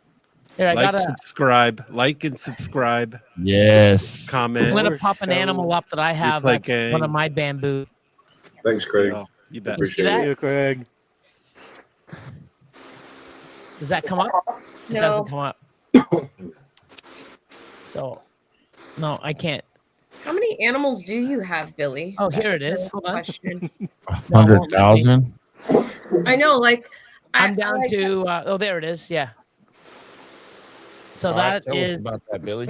black pastel bamboo, chocolate, heck clown. But it's just cool looking, the silver and Oh, yeah, I love it. Mm-hmm. and that's Something the thing. different. I had it and I'm like, let me just breed it, Someone's on you mute. know, in the clown and one of my combos and this popped out. I'm like, pretty friggin' cool. They just pretty neat. Yeah, that's amazing. I still have the one that I won from the competition or from you, Billy. I'm working her Yeah. out. Hey, Billy, that mail I got from you, he's a damn stud. Awesome. He's a damn stud. So I started using him this year. And every time he gets in there with that pastel double het girl, man, he's just straight Locking. locked up. Straight locked up. So fingers crossed, man. Yeah, it's fun because I took 6 months off when I moved and I didn't So, ultrasound and You pair. want to see some honey stuff? No. Nah. Oh, Chris is here? If you ask me if I want to see something, I'll probably say no. I'm probably gonna go get it anyway. So Do it. But it's so good to actually take animals and when you put them in, it's just I've done it thousands of times and just taking that 6 months hiatus from ultrasounding and seeing the follicles, the Oh, man, development they're of all the in size, shed. and then pairing, and then starting to do it. It's just like, oh my god, like it's still Right. an amazing feeling. So it's so awesome when you open up your tubs and you see your animals lock. Okay. Now I just want to see eggs, and I want to see babies. Hell yeah. I usually don't start pairing until they bow wrap, but Yeah, well, with an ultrasound, it's tells me exactly when. So yeah. Yeah, but he's blind, Billy. He can't really look at the No, ultrasound. he right, knows. but he could have someone to give him a hand. That's true. Well, see, my wife, she's a nurse and stuff like that, and she's done ultrasound before, and so I'm trying to talk her into helping me.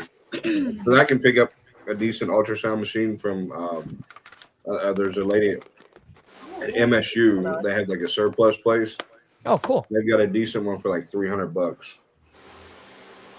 They're definitely useful, man. Like, Very. So, What are you, like Chung Lee's little sister? Would you like to buy some cookies? Golly. Like I said, she's dipping into the wrong box. She's dipping into the wrong box. Yeah, guys, it's almost 2026, man. How many subs are we at right now? Adrian, he's got all kind of Mandarin stuff. He's got a big collection down there in South I Carolina. still don't know. I can't figure out this Mandarin. I mean, this is my first time with Mandarin. Let's start out with the Mandarin. I'm not sure if it's Mandarin or not. Yeah, that's like with me. I'm not really up on the Mandarin stuff, but I mean, is that a Mandarin clown? Honey. He said he was going to show us some honey stuff. Who was Which talking one? about the Mandarin? Adrian. He has some Adrian. Oh. Yeah. I mean, it's leopard something. I mean, it's a leopard clown. I'm just not sure if it's Mandarin or not. Oh, let me blow you up, bud. Yeah, it's hard because I mean,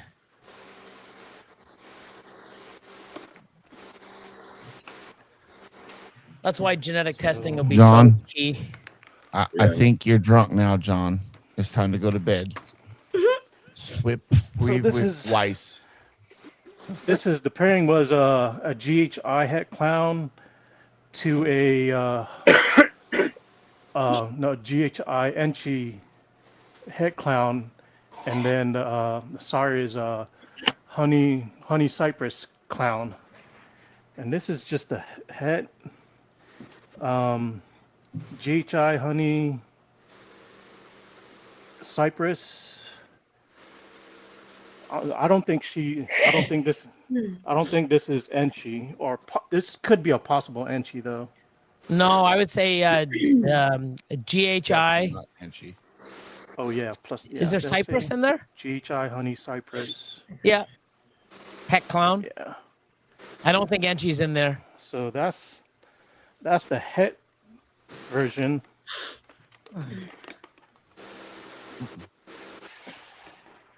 And this, I think, is the clown version without the Enchi.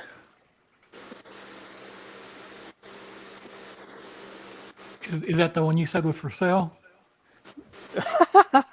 No, this one I'm keeping. It's a male. Final minute.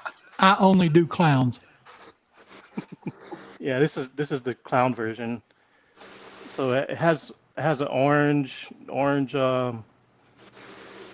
dorsal, and I don't have a and the flames are the white. It's pretty cool. Up on yours. And wow. Get out of my face. Happy New Year to you. I was watching you too, man. That fucker hurt. I think this is the Isn't it midnight now, Sean, in your area? It is Happy New Year. Yeah, it's 12 o'clock. Happy New Year. New Year. New Year. Everybody in the So chat. I think this is the Enchi version of the honey cypress. As soon as that hit you in the face, I was like, it's midnight. Yeah. Because of the head stamp and stuff. Yeah, coloration also. Come here. So I'm glad you brought up honey, because I don't know if we have honey in a cypress that we picked up. So I'm hoping maybe you guys can point it out and see if I've got honey in this thing. So this is the cypress that we're working with. I think this one's a GH. I think this one's a GHI honey clown. I don't think there's any cypress. Oh yeah, I think this has Enchi too. She's in shed. She has like some eye stripes and.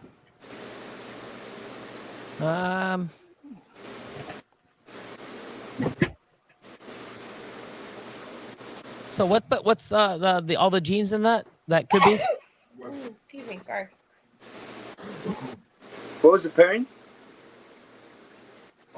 Adrian? Yeah, this one's going out the cat. Adrian, what was the pairing? He can't hear us for some reason. So those pictures I sent you, Sean, are the Mad Max event, and then the second one are the Ren Fair. Yeah, I saw that. That's So pretty cool. I'm not sure about this one. I mean, it's Enchi, but I'm not sure if it's honey.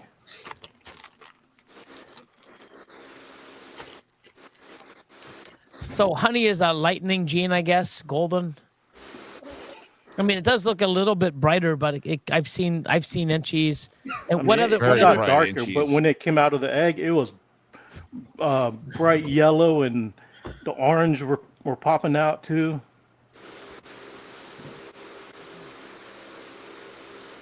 Yeah, I don't know too much about the honey gene myself. Yeah, so much glare. I think I got too much light. Is it het for anything else? Yeah. I think it's Het Clown. That's visual. Oh, it is. Never mind. Because sometimes if it's like het DG or some other stuff, So I got it'll the- influence pattern and color. For sure. The honey line. Well, guys, I'm gonna call tonight. Yeah. All right. here, I'm y'all. thinking the same thing, man. It's a bunch of old guys on the panel right now. We're all getting sleepy. Yeah, It's some crazy hat lady. She's got a hat. Oh well, except for Jamie. Thank you. Yeah, for she's See what I did there? Yeah, she's the hat girl. Thanks everybody for coming on and hanging out with us. And Oh, it's good to hang out. Definitely. Happy New Year, Yeah. everybody. 26, Year. baby. Here we are. Happy New Year. Yeah, Be Happy New Year's, safe. guys. If I'll y'all see you have guys to drive next to year. get home, be safe. Bye, y'all. Appreciate y'all. you guys. Hey, Val, I'll talk to you later, bud. All right. Yeah. Thanks, Sometime. Adrian. StreamYard-study